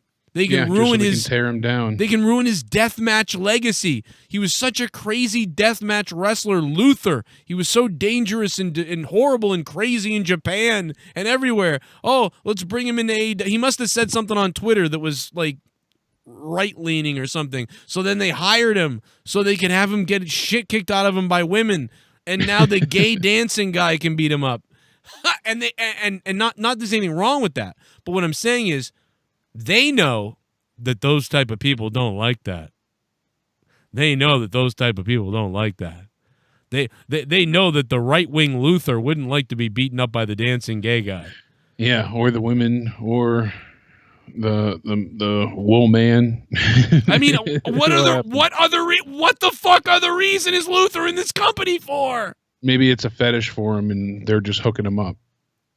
Oh, he said that Kevin Spacey's victim is a whiner, says Soaking Book in the chat. Well, there you go. Well, and Kevin Spacey, remember the guy that said, "Oh, he hit on me." The guy was like 21 years old or something, right? In the bar. So Kevin didn't even do anything wrong on that instance. He probably did something else back in the day to the younger people. Well, I thought he had some young boy at his house that he tried to take advantage of. I'm sure. I thought that was the original story. The original one is fucked up. The one in the bar isn't, but the one in the fucking store is. But man, I'm just waiting for the next creepy Kevin Spacey video to come out where he's like licking his lips and putting a knife in his mouth. What a psycho! That's Tommy's inspiration. Almost all of Hollywood is fucking looking for little boys. Let me spoil you right there, because almost all of Hollywood is sick. And you don't want to admit it because you love them. Pour me a beer. Karna Singh, thanks for subbing to the channel. What's going on, Karna? I appreciate it, dude. I really don't even know what the fuck I'm saying right now. I went off into a rambling tangent of nothing, and I'm sorry. But the coffee is kicking in. The coffee's kicking in. I'll take some cocky. Here's another donation. Let's play a couple more. You guys are yelling at me. Smash V, thank you for subbing to the channel, man. What's up? We are having a subscription party on the channel right now, which is always fun. Everybody pour a beer, touch yourself down below to Smash V, assuming they're 18 and over. Hopefully they are. 3 of Kevin Spacey's accusers are dead. Think about it. That's a good point. Super chat. Super chat. He tongued him. Told you Joe Silver would get over a top heel. Joe Silver? Who's Joe Silver? The Goon. Thank you, Goon. Samoa Joe? Super chat. Super chat. What? And Paul 3. The future JCS heels in developmental. Paul 3, man. I have no problem with Paul 3. He said, I told you, Joe, that Silver would get over as a top heel. Oh, okay. Super Maybe chat. right. Super chat. Maybe right. Dick Pounder lol. Dick Pounder. Thank you, Juan G. What's up, man? Appreciate it, bro. Yeah, no, Paul 3 had some fight with Bullfrog the other day or something, but I don't give a fuck. Let him fight. Super chat. Fight it up. Super chat. I love you, Joe. Wish I could support more lives rough. I'm sorry, Triple M. I know it is, man. I hope you get better. Hope everything works out, dude. And I appreciate all the big support you've had over the past. So don't you forget that, man. I know you're still around. Here we go. I'm about to get it. It's all good. Here we go. About to get it, man. You'll be Here we back, go. man. You'll win the Here lottery. We go. Here we go. Oh, no. Screw you, Joe Cronin. You weasel. JD is better than you. He is the YWC Messiah, and he has a bigger Seok than you. Well, we know that he doesn't have a bigger dick than me because his ex-girlfriend called in the show and said it was about 4 inches. So we know that's not true, National No, she said Champ. 0.4 inches. Get it right. It was weird, dude. I mean, she called into the show and said it. I didn't say it. I couldn't give a shit.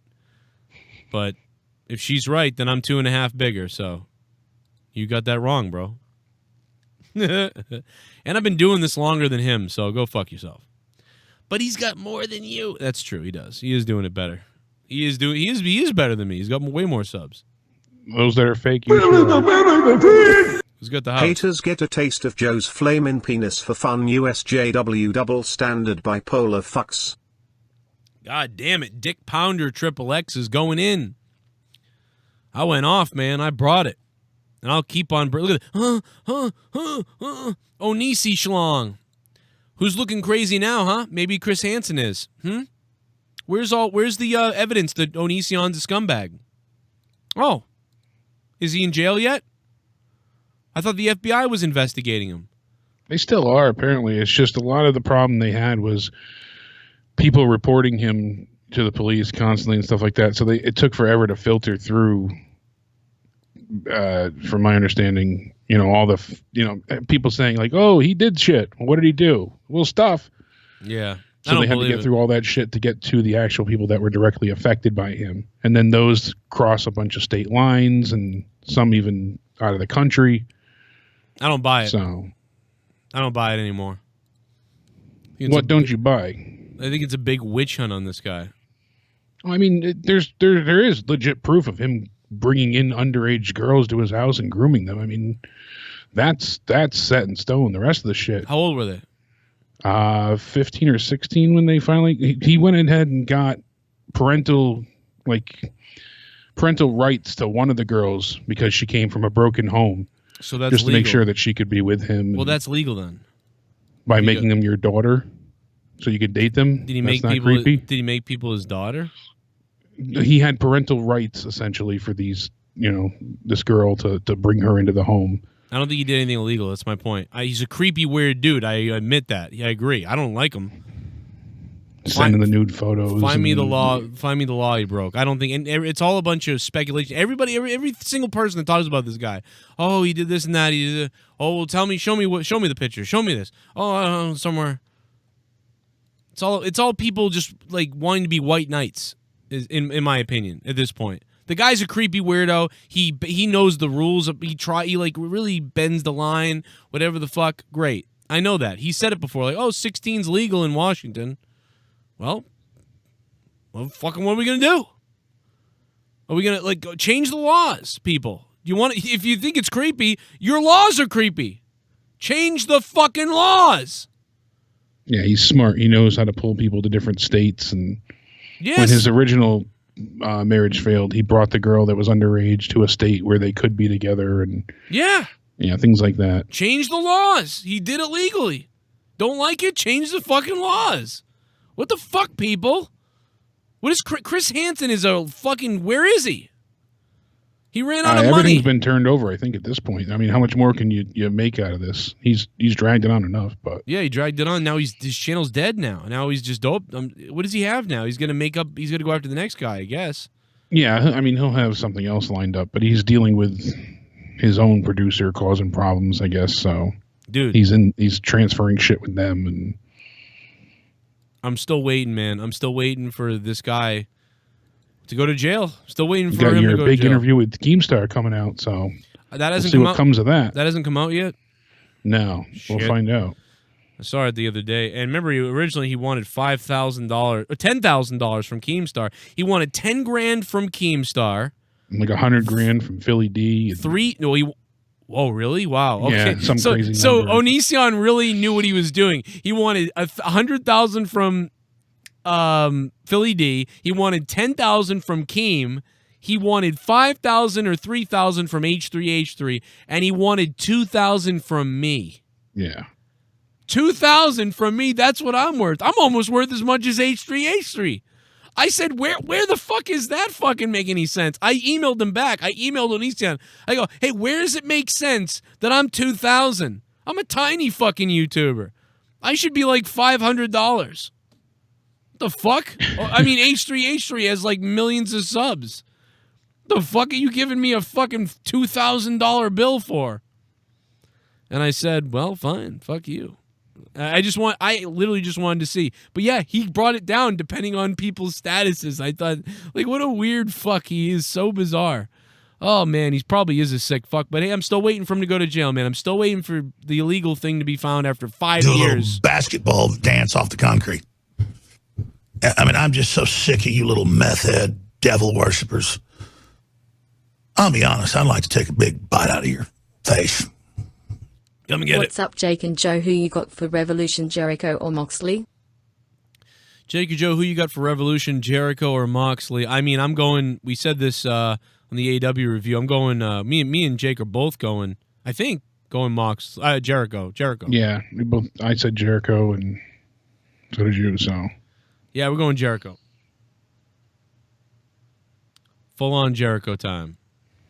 Yep. I think that he'll hold it, and even though, Cody can't challenge, and eventually they'll find a way where Cody, that was what they said, Cody could never challenge again. Well, Cody won't challenge for it. He'll be challenged. They'll find a way. You want to do it? I swear to God, I'm going to do it. I'm going to fucking... I'm about to get it, man. I'm right back. About to get it, man. Here oh, we no, go. here comes the donation. Here we go. Oh, fuck, here it comes. Oh, no. MJF is all over my Twitter. Darby is also by indie fans. AU's on the brink of getting fans interested again because they try. Can I get a Jesse V rant? Can I get a Jesse V rant? Woken Peta, what up, joke? What up, Woken Peta? Hey, I'm Woken. MJF is all over my Twitter. Darby. Okay, so I don't get the MJF all over your Twitter. Is he like tweeting you? Like, I guess I'm not 100% sure what you mean. I think the way I'm taking it is just that, you see him all over the place. Oh, and what does Jesse V? Jesse Ventura? I don't know. I didn't hear it. So, are you talking about the Navy bit of the SEAL? bubbly. That's it. That's Want it. some bubbly? Look at this gotta be stuff. Jesse Ventura. A little bit of the bubbly. That's it. What's Joe? I agree with you on that. AEW is about 1 or 2 stars away from getting to the top level, but I still believe MJF can be that, and that's why I still believe he will be the most hated heel in wrestling by the end of this year. #finger me Joe. I will finger bang you, Broken Lion. What's up, Broken Lion? MJF can be that, and that's why I still believe he will be the most hated heel in the wrestling company. He's one of the best heels in wrestling right now. I mean, 100% Broken Lion. Bill Goldberg. Hey, Bill, how you doing, man? Thanks for subbing.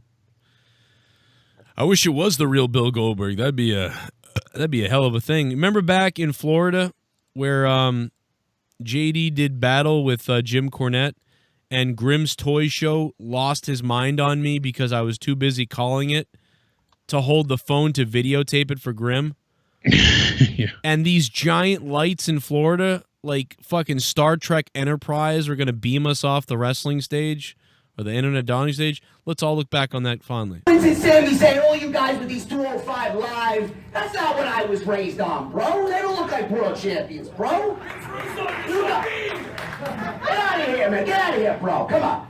Seriously, I made the Stone Cold. I made this guy, bro. You're about to get you're about to figure out why Brian Zane records all of his stuff and edits it. Russo, you boogie McDonald motherfucker, what are you doing here?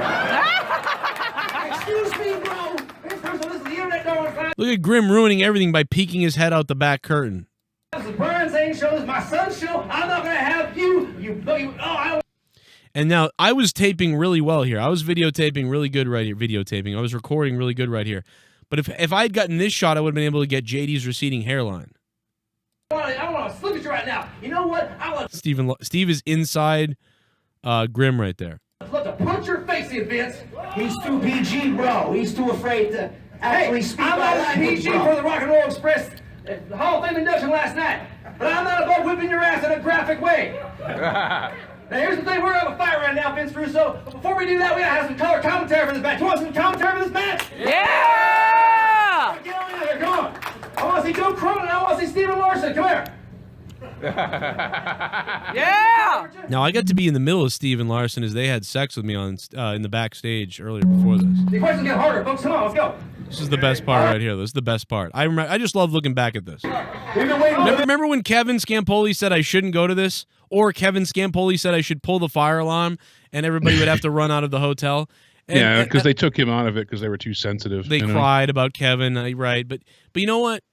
They were way too sensitive. They fucked him for that. That was They wrong. did fuck him. But you know what? If they didn't do that, if I had pulled the fire alarm, we never would have gotten this. Oh yeah, this battle right here. You know, it was Blampier that wanted him not there. Look at Botchamania. Fucking Botchamania is back there with Matthew. Yeah. Matthew is wearing a flannel cutoff T-shirt over a bad version of WCW Nitro T-shirt, like the logo from when they sucked. And he's wearing American flag shorts and sunglasses. Like, I mean, if he wasn't here for the show, you would think this guy was here to blow up the hotel. If you didn't know that this guy was here for the show, that Matthew Botchamania was there, he's got a fucking red, white, and blue flag on, and he looks like a British GTA 5 character. Looks like a bomber, and I look like a fucking idiot. I mean, I'm not leaving myself out here either with my fucking brother Nero and shorts and my fucking shit pube beard. Like, I mean, I really look like a creep fuck too.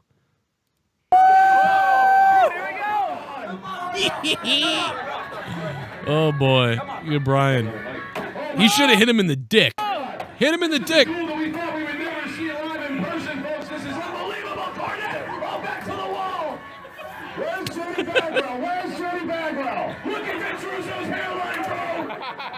Look at Vince Russo's hairline, bro. Fucking hilarious. Oh, God. Back to the wall. Where's Jody Bagwell? Where's Jody Bagwell? Look at Vince Russo's hairline, bro. Oh, I'm sorry, JD. This is a clash of two of the greatest minds in wrestling ever. One, look at, I'm sorry, I'm distracted by Vince Carter's butt. Oh, look, someone breaking kayfabe!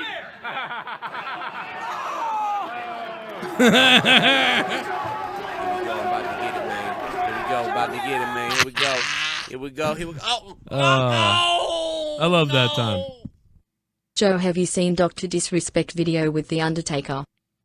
You know what? I knew it was happening, and I knew about the whole thing happening, but I haven't actually seen it yet, to be honest. I haven't actually seen it. I'm going to have to go check it out. It was pretty cool. Was it cool? How long is it? It's about a minute long. You don't see him yet, but they're building up to it. Right. The Undertaker calls him while he's streaming, and oh, really? It's me. If it's not Mark, then it's definitely a spot-on voice impressionist, because it sounds just like him. It's me calling Dr. Disrespect. I wanna fuck you. I'm sorry. Anyway, Did you ADTR, see thank the you. Trish Stratus little video she put out? No. The teaser? No. She obviously March 19th is the 20th anniversary of Stratusfaction when she debuted on Sunday Night Heat. And at the very end of this little teaser, there's a frame that flashes very quick, and it's an image of her and Sasha face to face in the ring from the Rumble. Right. So it looks like she's Ooh. teasing a match between her and Sasha. Oh, at WrestleMania? That's what the speculation is at this point. So much for her being done as of SummerSlam, if that's the case. Because that was like a whole retirement thing. That was the whole thing. It was a retirement SummerSlam thing. was her being, done with in-ring competition. But Well, didn't we in the leak? Oh, in the leak, it says Sasha in the corner of Bayley at WrestleMania. Do you think it's possible that Bayley wrestles so and so at WrestleMania, and Sasha Banks interferes in the match instead of helping Bayley like she's supposed to? She interferes and hurts Bayley, and now Bayley and Sasha have a feud going on after WrestleMania. I don't think they're going with that yet. It should be those two for me. It should have been Sasha and Bayley, but well, it seemingly it should be. Yeah, we still haven't gotten that match. Like it looks like on the it's main going to roster. be. For the most part, it seems like it's going to be Lacey Evans going to the chamber. So. Yeah. But it is interesting for her teasing this randomly. I don't know what she's doing with it, but it's at TrishStratus.com and her Twitter and Instagram. So maybe she needed to launch something on her website or something. I don't know. Yeah, I'm not sure, but it is interesting to consider if they were going to have a match between those two. That's how you get the hype started. So, and yeah, I know a few people do want to get calls in. I have to get out of here because I got to get up ass early to go get an abdominal scan. So I will bid you adieu. We went way longer than expected, so thank you, Jake. And yeah, absolutely. I will talk to you all soon. Stay sexy. Have a good night, and everybody, make sure you hit the like button on the way out. Thanks, Jake. Love you, buddy. All right, everybody. Much love, baby. Mwah. Thank you, Jake, man. I was going to do about an hour and 20 minutes, and we did a lot longer, but I will open the phone lines. So phone lines open. You guys want to ask me about something? Ask me. This is the time. You want to ask me about anything. I don't care what it is. You want to ask me about what the fuck I ate last month for breakfast? Whatever the fuck. Whatever's on your mind, whatever you really wanted to ask and was like, I can never get a hold of him, or I can never, whatever the fuck. Tonight, feel free to call up right now. I'll take the calls. We'll try to make them quick. I'm going to try not to do long calls, so try to make it, one or two questions, things, and we'll move on. So let's do that. There's a lot of people that want to call, a lot of people that want to talk, I think, maybe. And if that's the case, then let's get them in there. Let's get it in. 339-226-6610. If you don't want to call on your cell phone, you can download Skype, and you can add me on Skype. It's Danny Deadly, DANNYDEADLY. There is a Joe Cronin Show Twitter Skype, but I stopped using that years ago because it got so full of contacts, it went nuts, as you can imagine. 484, what's up? Hey, Joe, your favorite ref, Mose Blaze, brother. Mose Blaze, what's going on, dude? Hey, bro. So I was at NXT last night, and, I hadn't really watched NXT in a while. But I went last night, and they're doing pretty cool stuff there, but definitely not the feel of AEW. And I just want to say to all the guys talking about AEW, 800,000, that ain't ish. Even though they're beating NXT. All right, guys, what other companies in the past 20 years have put up even at least 500,000 fans in the first 3-4 months of their TV? And None. just remember how many years, in the last 10 years, TNA Impact has had, at least 2 to 3 years where they were around 1 million. So think about that. Exactly. So imagine and TNA, how long have they been around? AEW only first year, and they're already at 800,000 average weekly. It's great, man. So I would say they just need one big more guy, and they're up to 1 million. Yeah, I think it's possible, man. I really think, though, to be honest, though, dude, I think we're in a different situation. I really do. Like, it's not like, to me, it's not like TNA Impact. It's not like, oh, think about where they're going to be at next. I don't even think that. I think that this is all that's left. And it's very possible that the numbers could actually shrink unless they transcend the business. I really believe that they need to create new fans. Shit bomb. If they don't create new fans, fuck all you yellow honky we're not going to pigs. get it. Here's a donation. Fuck you Hang on, bean man. eating My taco bad. spicks. Fuck you Barley Hamina Saudi Jesus. bombing terrorist. Oh my God. The black man was 1 out of 8 for PPV this month. Mm-hmm. Him gonna take out every white man one cracker at a time. Oh my God. Holy shit. Taking it back for the black is getting threatening. He's going after motherfuckers. Taking it back for the black, a $5 shit bomb. I'm sorry, caller. Go ahead again. I didn't realize I didn't pause the donations. Max, what a crazy guy right there. He's a wild guy. But yeah, Joe, I think also another thing is as fans, you know, and me reffing now a lot of shows, support your local promotions. Yeah. You know, go to the show, see up the stars of the next 10 years. You might see one of these guys or gals in the big promotions really soon. So I just say support your local business, your local businesses, your local promotions, man, and just enjoy wrestling. You know, I feel like it's a big renaissance right now. So just get out there and ship all the industries.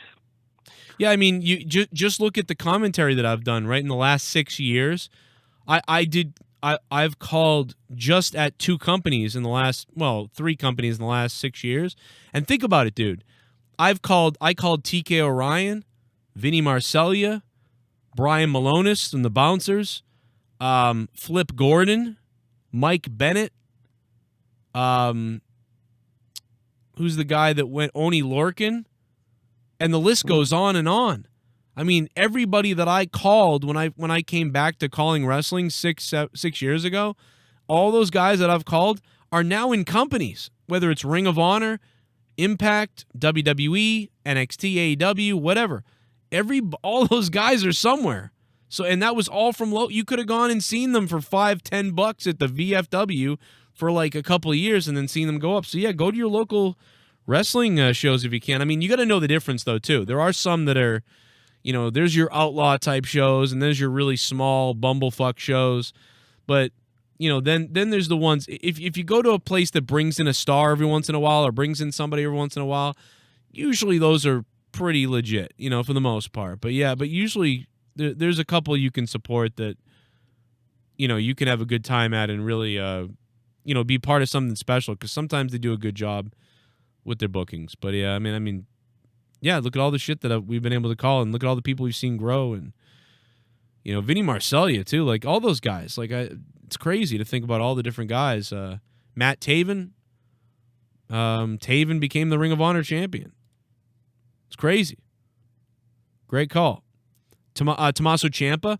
I used to call Tommaso Ciampa. Look at how big he is now in NXT. Tommaso Ciampa is huge. Donovic Dijakovic. I mean, the list of people that I've called is locally, repetitively, they've all gone somewhere. It's fucking crazy. The only person that hasn't gone anywhere is me. They hire Vic Joseph instead. 929, hello. Hello, Joe. What's up? What's going on, man? Hey, just got a cool question about like, what are your, you know, what matches are you more excited for this Saturday, Revolution? You know. Oh yeah, so yeah, like so I'm definitely gonna do a, you know, a whatever you call it, preview show or prediction show. I'm probably gonna get that going. What's today? Thursday. So yeah, probably get that going by tomorrow or early Saturday, one of the two. But yeah, let's pop over to the card real quick. Let's jump over to the card real quick. We got Pirate John Moxley. No, I'm just kidding. Okay, so we got SoCal Uncensored taking on the Dark Order. I mean, I'm going Dark Order in that one. I don't care, but I'm going Dark Order. Darby Allin versus Sammy Guevara. I'm going Darby Allin because he's coming back and all that other stuff. Orange Cassidy versus Pac. I obviously think Pac is going to win. I think Orange Cassidy might put up a fight, though, finally, so we'll see him actually show some of his wrestling skills, potentially, and not just do hands in pockets. Pac will win that one. Jake Hager versus Dustin Rhodes. It's going to be, I think that's going to be exciting and fun. Obviously, I think Jake is going to win. Jake Hager beats Dustin Rhodes. Cody versus MJF. I'm going to go I think I'm going to go Cody. Originally, I was going to go MJF. He cheats and beats him again, but I think Cody's got to get his redemption here, finally beat him, and then be able to move on. So Cody wins that. AEW Tag Champions Kenny Omega, Adam Page versus the Young Bucks. I think the Young Bucks... Definitely going to take that. Yeah, I think the Young Bucks are going to take the title. And that. Yeah, okay, so you're there with that one. And Kenny Omega and Page will fight then. Then they'll get in their fight. Nyla Rose versus Statlander. I think Nyla Rose will retain. I'd put the belt on. I mean, I don't even care. Both women suck at this point. I couldn't care. Pretty much I'll see Nyla Rose retain the AEW championship. Yeah, I just can't see them flipping the belt already again. Yeah. Jericho versus John Moxley. I'm going Jericho.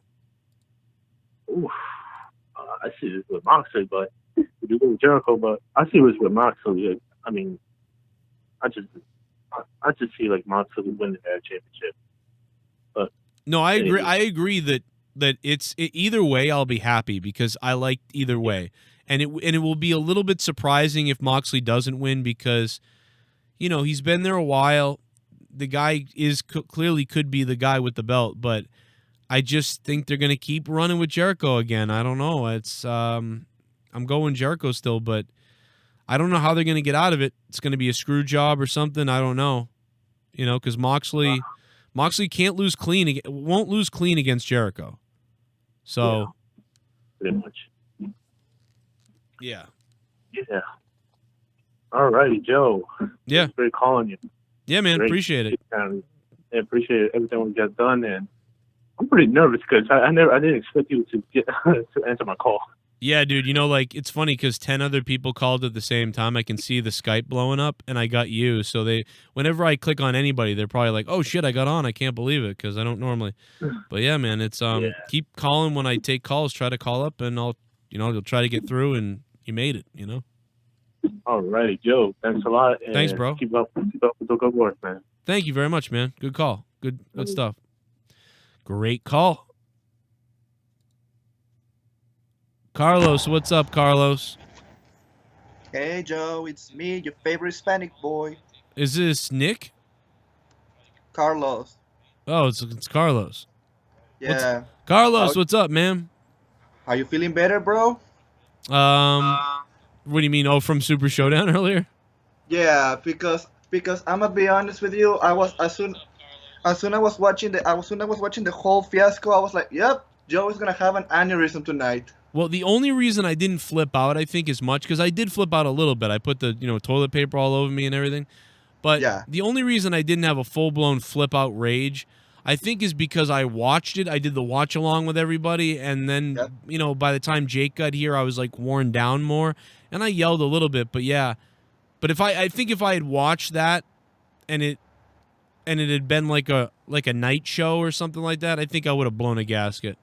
I'm pretty sure about that because again, but your rant in Hell in a Cell is what attracted me to the show, and I finally became a subscriber, and I'm proud of that. Thank you, man. And yeah, I think when I rant and I'm really angry, it's hilarious. So I think you're right. But I wasn't, and I did a little bit. I did rant a little bit, but I wasn't feeling it 100% just because I was so worn down. So I am sad. I wish I did, but I didn't. I couldn't even. I don't know. But the thing is, you'll know it's authentic when it happens because I really mean it. Because I would have, if there was a show to make a fake rant on and flip out, that was earlier today, and I didn't fully do it, and that's only because I just wasn't feeling it. But I'm sure we'll get another one soon.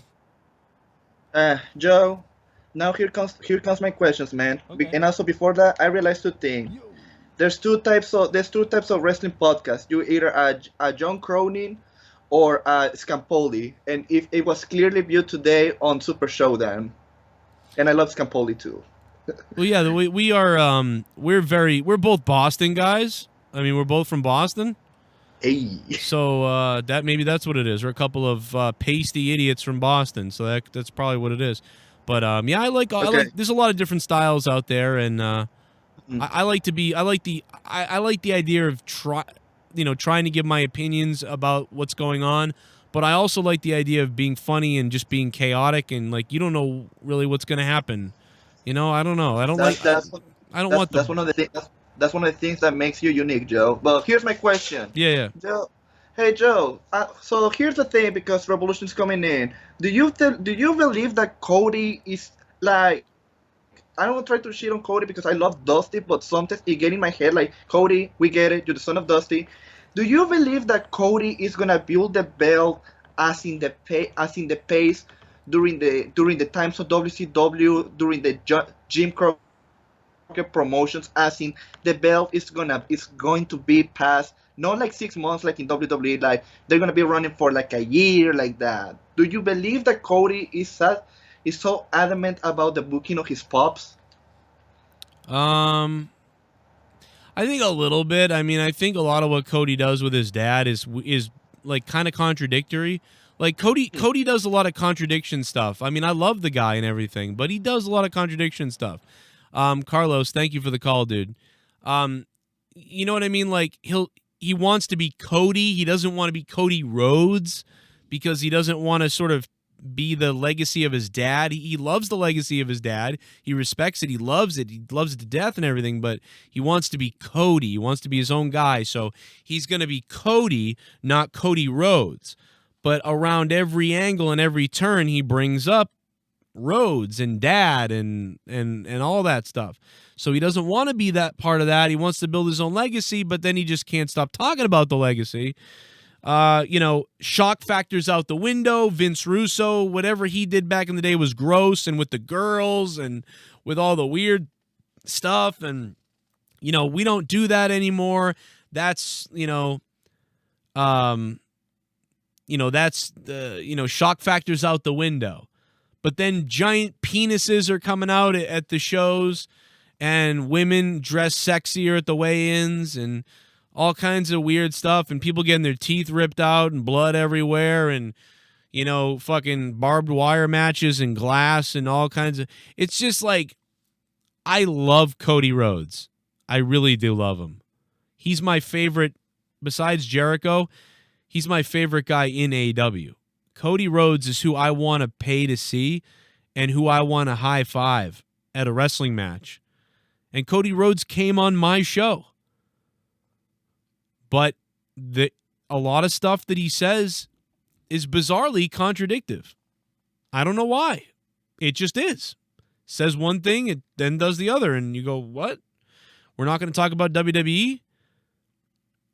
Then he's smashing a fucking throne with a hammer. His action figure has a sledgehammer. We don't do the thing WWE does with the invisible ropes. The next week, they're doing the invisible ropes every week, which is fine. I get it. Sometimes there's no invisible ropes, and he just said that at the time because he was going to go through the ropes and chase somebody. But you know what I'm saying. But I look past all that. I love the guy. So as far as living up to what his dad does and all those things,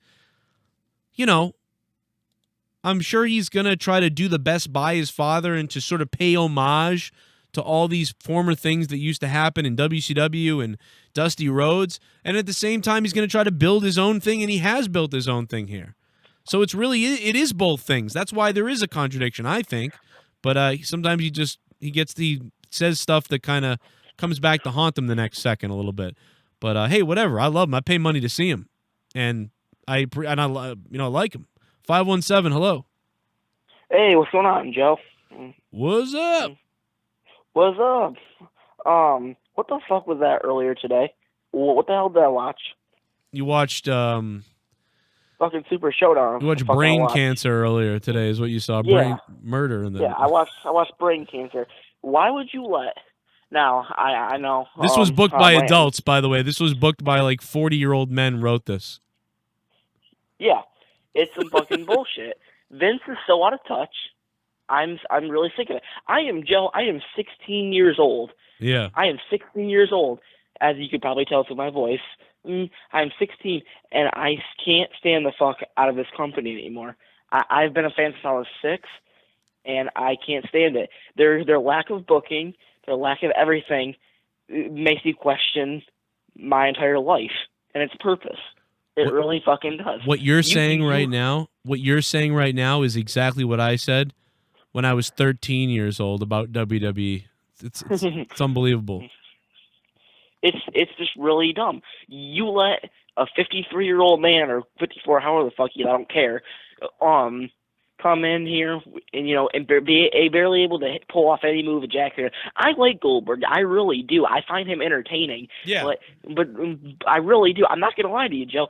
But back at remember with last year's Super Showdown last June, when he freaking busted his head open trying to going through the entrance and he got knocked out. But the Undertaker didn't even really do anything wrong. Goldberg needs to go. I mean, he. See. And now here's the thing. It's I don't think Goldberg needs to go, but this position that he's in is ridiculous. Yeah.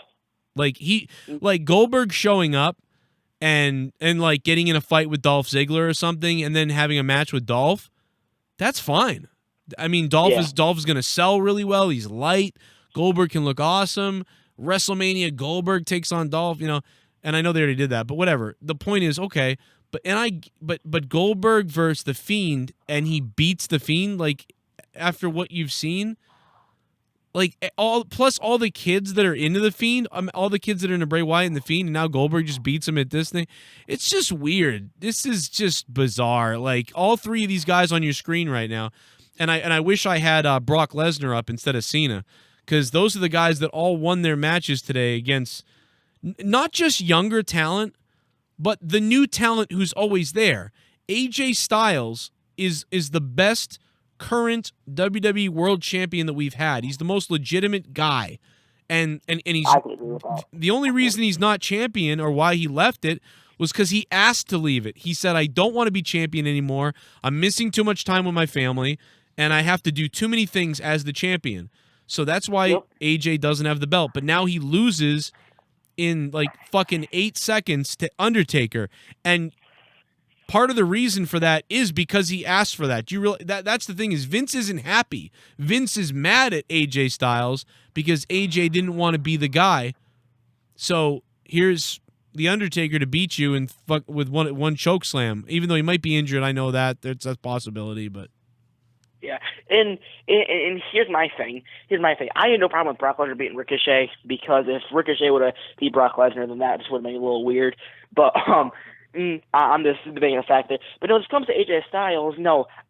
Truthfully, they could have got to that match at WrestleMania so much better. I'm telling you right now, they could have had AJ Styles win the Gauntlet match, and then the Undertaker come out and says, don't you ever mention my name. Ever again, because remember a couple weeks ago, he's like, I could beat the Undertaker. Then boom, you could give him a choke slam. Right. You don't need to have him win the match. You don't need to have any of that, fake ass bullshit. I'm just saying, you can have AJ win the match and the Undertaker come out and say I challenge you a match at WrestleMania, give him a quick choke slam, and that's the end of it. I think what they did today was just a lack of booking and a lot of that incomplete crowd of Saudi Arabia didn't care about half the matches that were on the show, and neither did I. So, I mean, every single match today was not really good, other than maybe Murphy and Rollins and Street Profits. I really didn't care about any of it. I mean, that steel cage, you would have thought, given how fun that match with Wardlow and Cody was last week, you would have thought that maybe Roman and Corbin would have got together and would have tried a little bit harder than they actually did. Yeah. I mean, they really, it really was that was it was piss poor. It was like King Kong Bundy versus Hulk Hogan. If you ever go back and watch Hogan and Bundy in the cage, oh my God. I have. Even that might be better. I mean, I don't know. To be honest, I think it might be better. But, yeah, dude, it's funny because it's just bad, man. Anyway, I'll let you go though. Good call, and I appreciate that, dude. You're smarter than the 40-year-old adults writing this stuff. All right, man. You take it easy. Thanks, man. I mean, come on, dude. Even the 16-year-olds are smart enough. I was smart enough at 13, so the 16-year-old certainly is. I mean, at 16, I was wrestling in the backyard with my friends, on videoing it. By the way, that guy sounded exactly like Luke Rojas from 3 years ago. Back when we called Luke Rojas. Didn't we call Luke Rojas? I forget what we called him. I think we called him Balls Haven't Dropped Yet. I forget. But, yeah, that guy sounded like Super Chat. Super Chat. Rojas from 3 years Glad ago. Jacob is gone. Can we get Dave Rose back?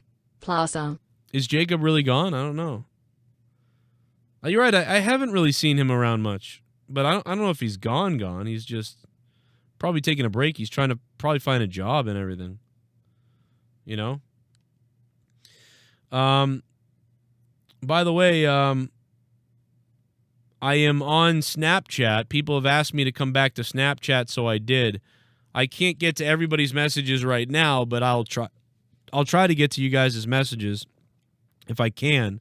The best way to reach me is on Patreon, though, probably, or email, but mostly Patreon.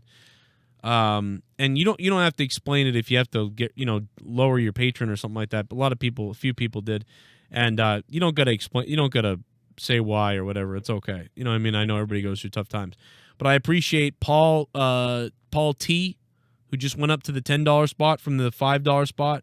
Thank you to Paul. It's going to be a good day.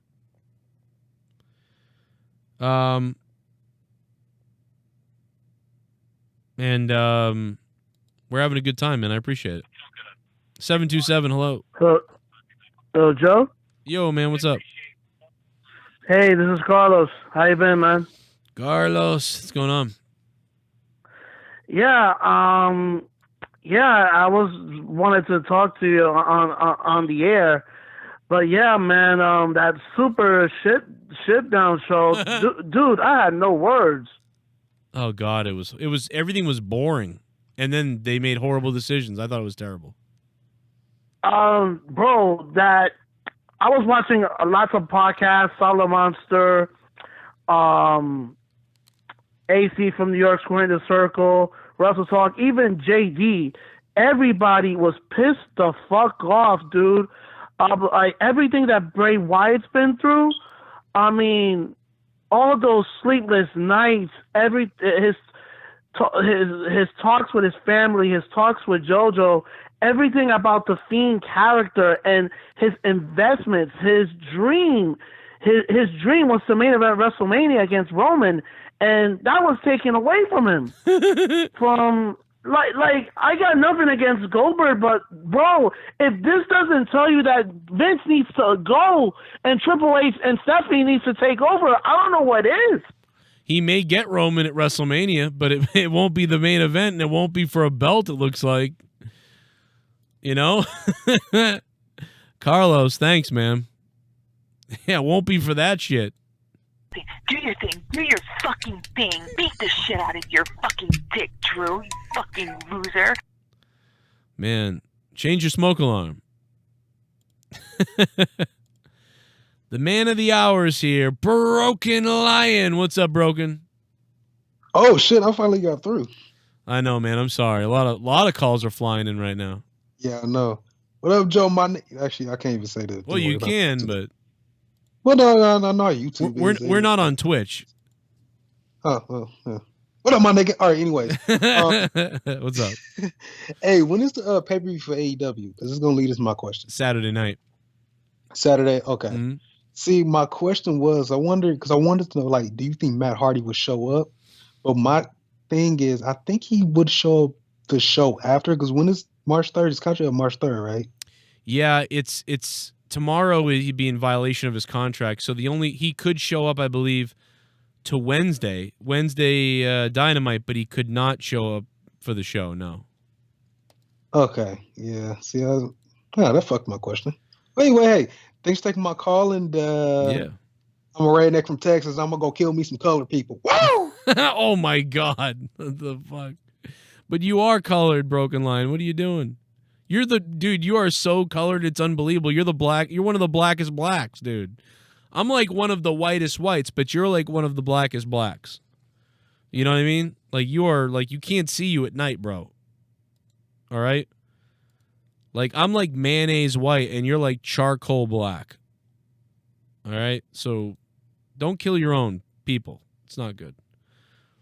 By the way, I hate that, my people. You know, don't you hate when people say that? I hate when people say that. I hate when, like, Irish people or white people or black people say, my people, they're hurting my people or our people. We're all our people. We're all fucking humans. We're all our people. If you're out there saying that, stop saying that! Fucking goddamn colors don't matter. We're all fucking people. I hear people say that sometimes, like, our people have been this way or that way. Stop it. Stop talking about other people's people. Just, we're all people. The fuck? I'm a mayonnaise motherfucker and he's a charcoal blackie. Who gives a shit? We're all the same shit. Fucking Carlos is a fucking mustard-looking motherfucker. I don't know. Who gives a shit? We're all something different. God, I wish there was purple people, though. I really do. That was the one color. Why didn't we get that one? Why didn't we get purple motherfuckers? God damn it. If there was a god, people would be purple, too. Imagine that color. What would happen with purple people? Like, if you went back and changed time and you made a group of people that, like, maybe lived over on some, like, weird island, and they were purple. Maybe the people of Atlantis, before they built a spaceship and left Earth and went to Planet X, or wherever the fuck they went, they were fucking purple. They took off. Imagine that, the missing race. That could be interesting. Anyway, guys, I got to get out of here. It's 1:30 in the morning. I got to get out of here. I know normally I'm up even later, but, you know, after the day I've had, there's a bunch more shit coming. Stuff's coming up to Patreon. Stay tuned for me and NickY J getting back to do a little podcast together and to talk about what went wrong this time and what went right. Vincent Wolf in the chat goes, "You are fucked." Yeah, the purple people. Stephanie McMahon, that guy was nuts. Did you guys all hear that? I hope you did. Remember that? Stephanie has a purple penis. Weird. He called up and he said Stephanie had a purple penis. That was back when I first moved into this house, right? I forget what it was. It was like Crazy WWE Fan or something like that. God, I wish I could find that clip because it's so funny. I haven't moved everything over from my from my other computer yet.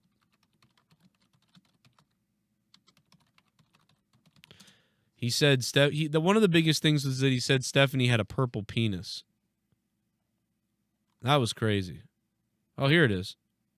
No, but Jack is just mad that no major promotion wants him. You know, it's really funny that you idiots have this show because I'm going to tell you something. I'm shutting down the McMahon family. They owe me a lot of money.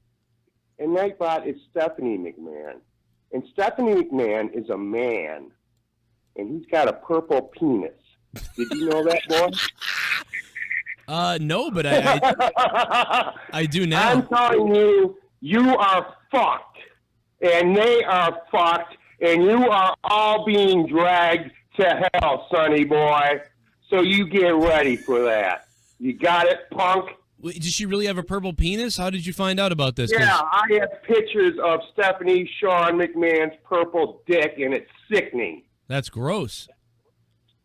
And she calls me every fucking day and bothers the fuck out of me because she's an idiot and she's the devil. And Vince McMahon is the devil, and that's why all these wrestlers die. And I am taking them back to hell, and I'm never letting them out again. Well, you got that? Listen, hey, you got to do what you got to do. Wow. You think all this shit is just happening because it's happening? You think Trump is this and everything? This is a showdown. You're being judged. You are all being judged. And you get to God, you have to go through the devil. Are you the Vegas shooter? I'm just letting you know this, Joe, because you need to know, but you already know all these things, Joe, don't you? I think so. I mean, the purple cock thing, I definitely knew about that one. That's the one that I know. In fact, I'm pretty sure you're one of the voices that have called my house a few times, aren't you, Joe?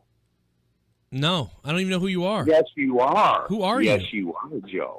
You hang out with Stephanie, don't you, Joe? I wish I did. I would like to be in WWE, but she won't hang out with me. No, she won't hang out with me. I wish she would. You mean he won't hang out with you. That's right. It, right? Because, I mean, really, she could be Nephilim, to be honest. Well, it doesn't matter. You know, I've given the motherfucker so many chances. that it's ridiculous, and I'm sick of it. And the show is over. And I'm going to tell you something else about the WWE. Yeah. It's a fucking drug mule. All the drugs that go to everywhere, every place in the fucking world are brought to you by the McMahon family. Every death and despair and sex and slave trade is brought to you by the McMahon family.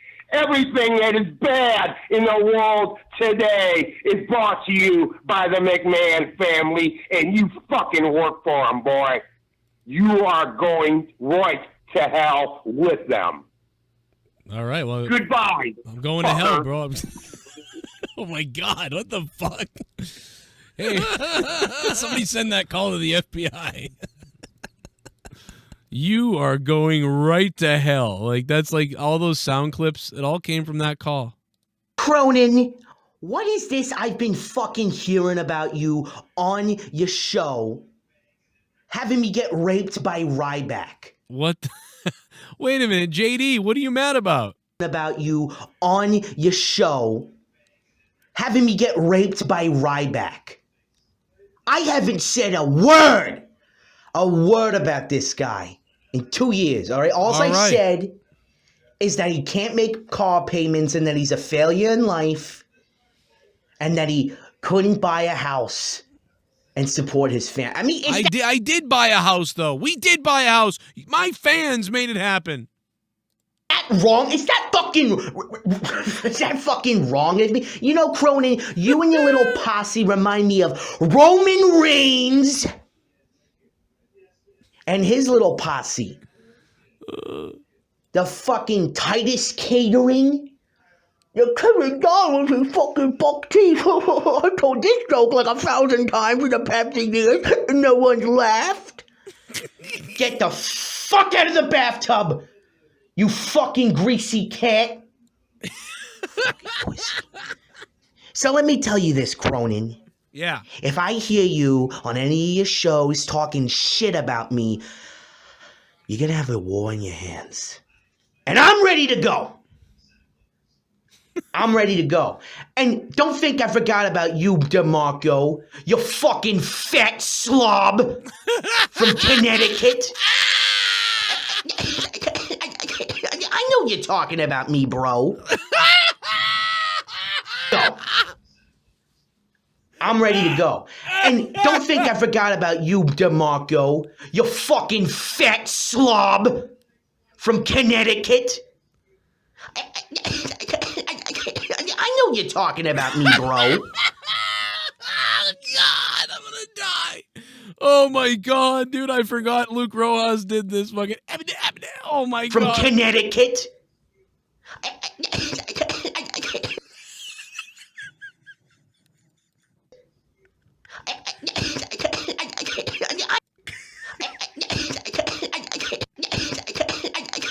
I know you're talking about me, bro. Fucking goon. Oh my God, dude. Oh my God. Oh my God. Oh my God. Oh my God. Oh my God. Fat slob. From Connecticut. I know you're talking about me, bro. Goodbye, everybody. See you tomorrow. If you really love the show, besides donating live, which I really, really appreciate, you guys taking the hard-earned money to donate to the show, please check out my Patreon. So much stuff on there. Please check it out. It's full of shit you're going to miss and stuff you have missed. Also, check out Title Match Wrestling Network and on YouTube, Title Match Wrestling. Subscribe for free. Brian Pillman Jr. versus Retro AG. My commentary is up there. And if you're a hater, you can go hate on it too if you like. It's all good. Either way, we'll see you then. It's coming up. What the fuck is this? What, I hit the wrong button? I got a morning madness podcast coming to Patreon tomorrow, and a few other things coming on there. So check that out. And I'm out of here. I'm out of here, DeMarco. You dildo. Oh my God, play that again, please. You're gonna have a war on your hands. And I'm ready to go. I'm ready to go. And don't think I forgot about you, DeMarco. You fucking fat slob from Connecticut. I know you're talking about me, bro. When Raw, SmackDown, WWE, or AEWN, tune in to The Joe Cronin Show. Live on YouTube for review and reaction. Joe Cronin and Jake break down all the action. All of it. The Joe Cronin Show. Your source for wrestling opinions, news, and insanity. A wrestling podcast with attitude. Mature audiences only. Join our community of over 70,000 people. Subscribe free on YouTube to The Joe Cronin Show. Yeah.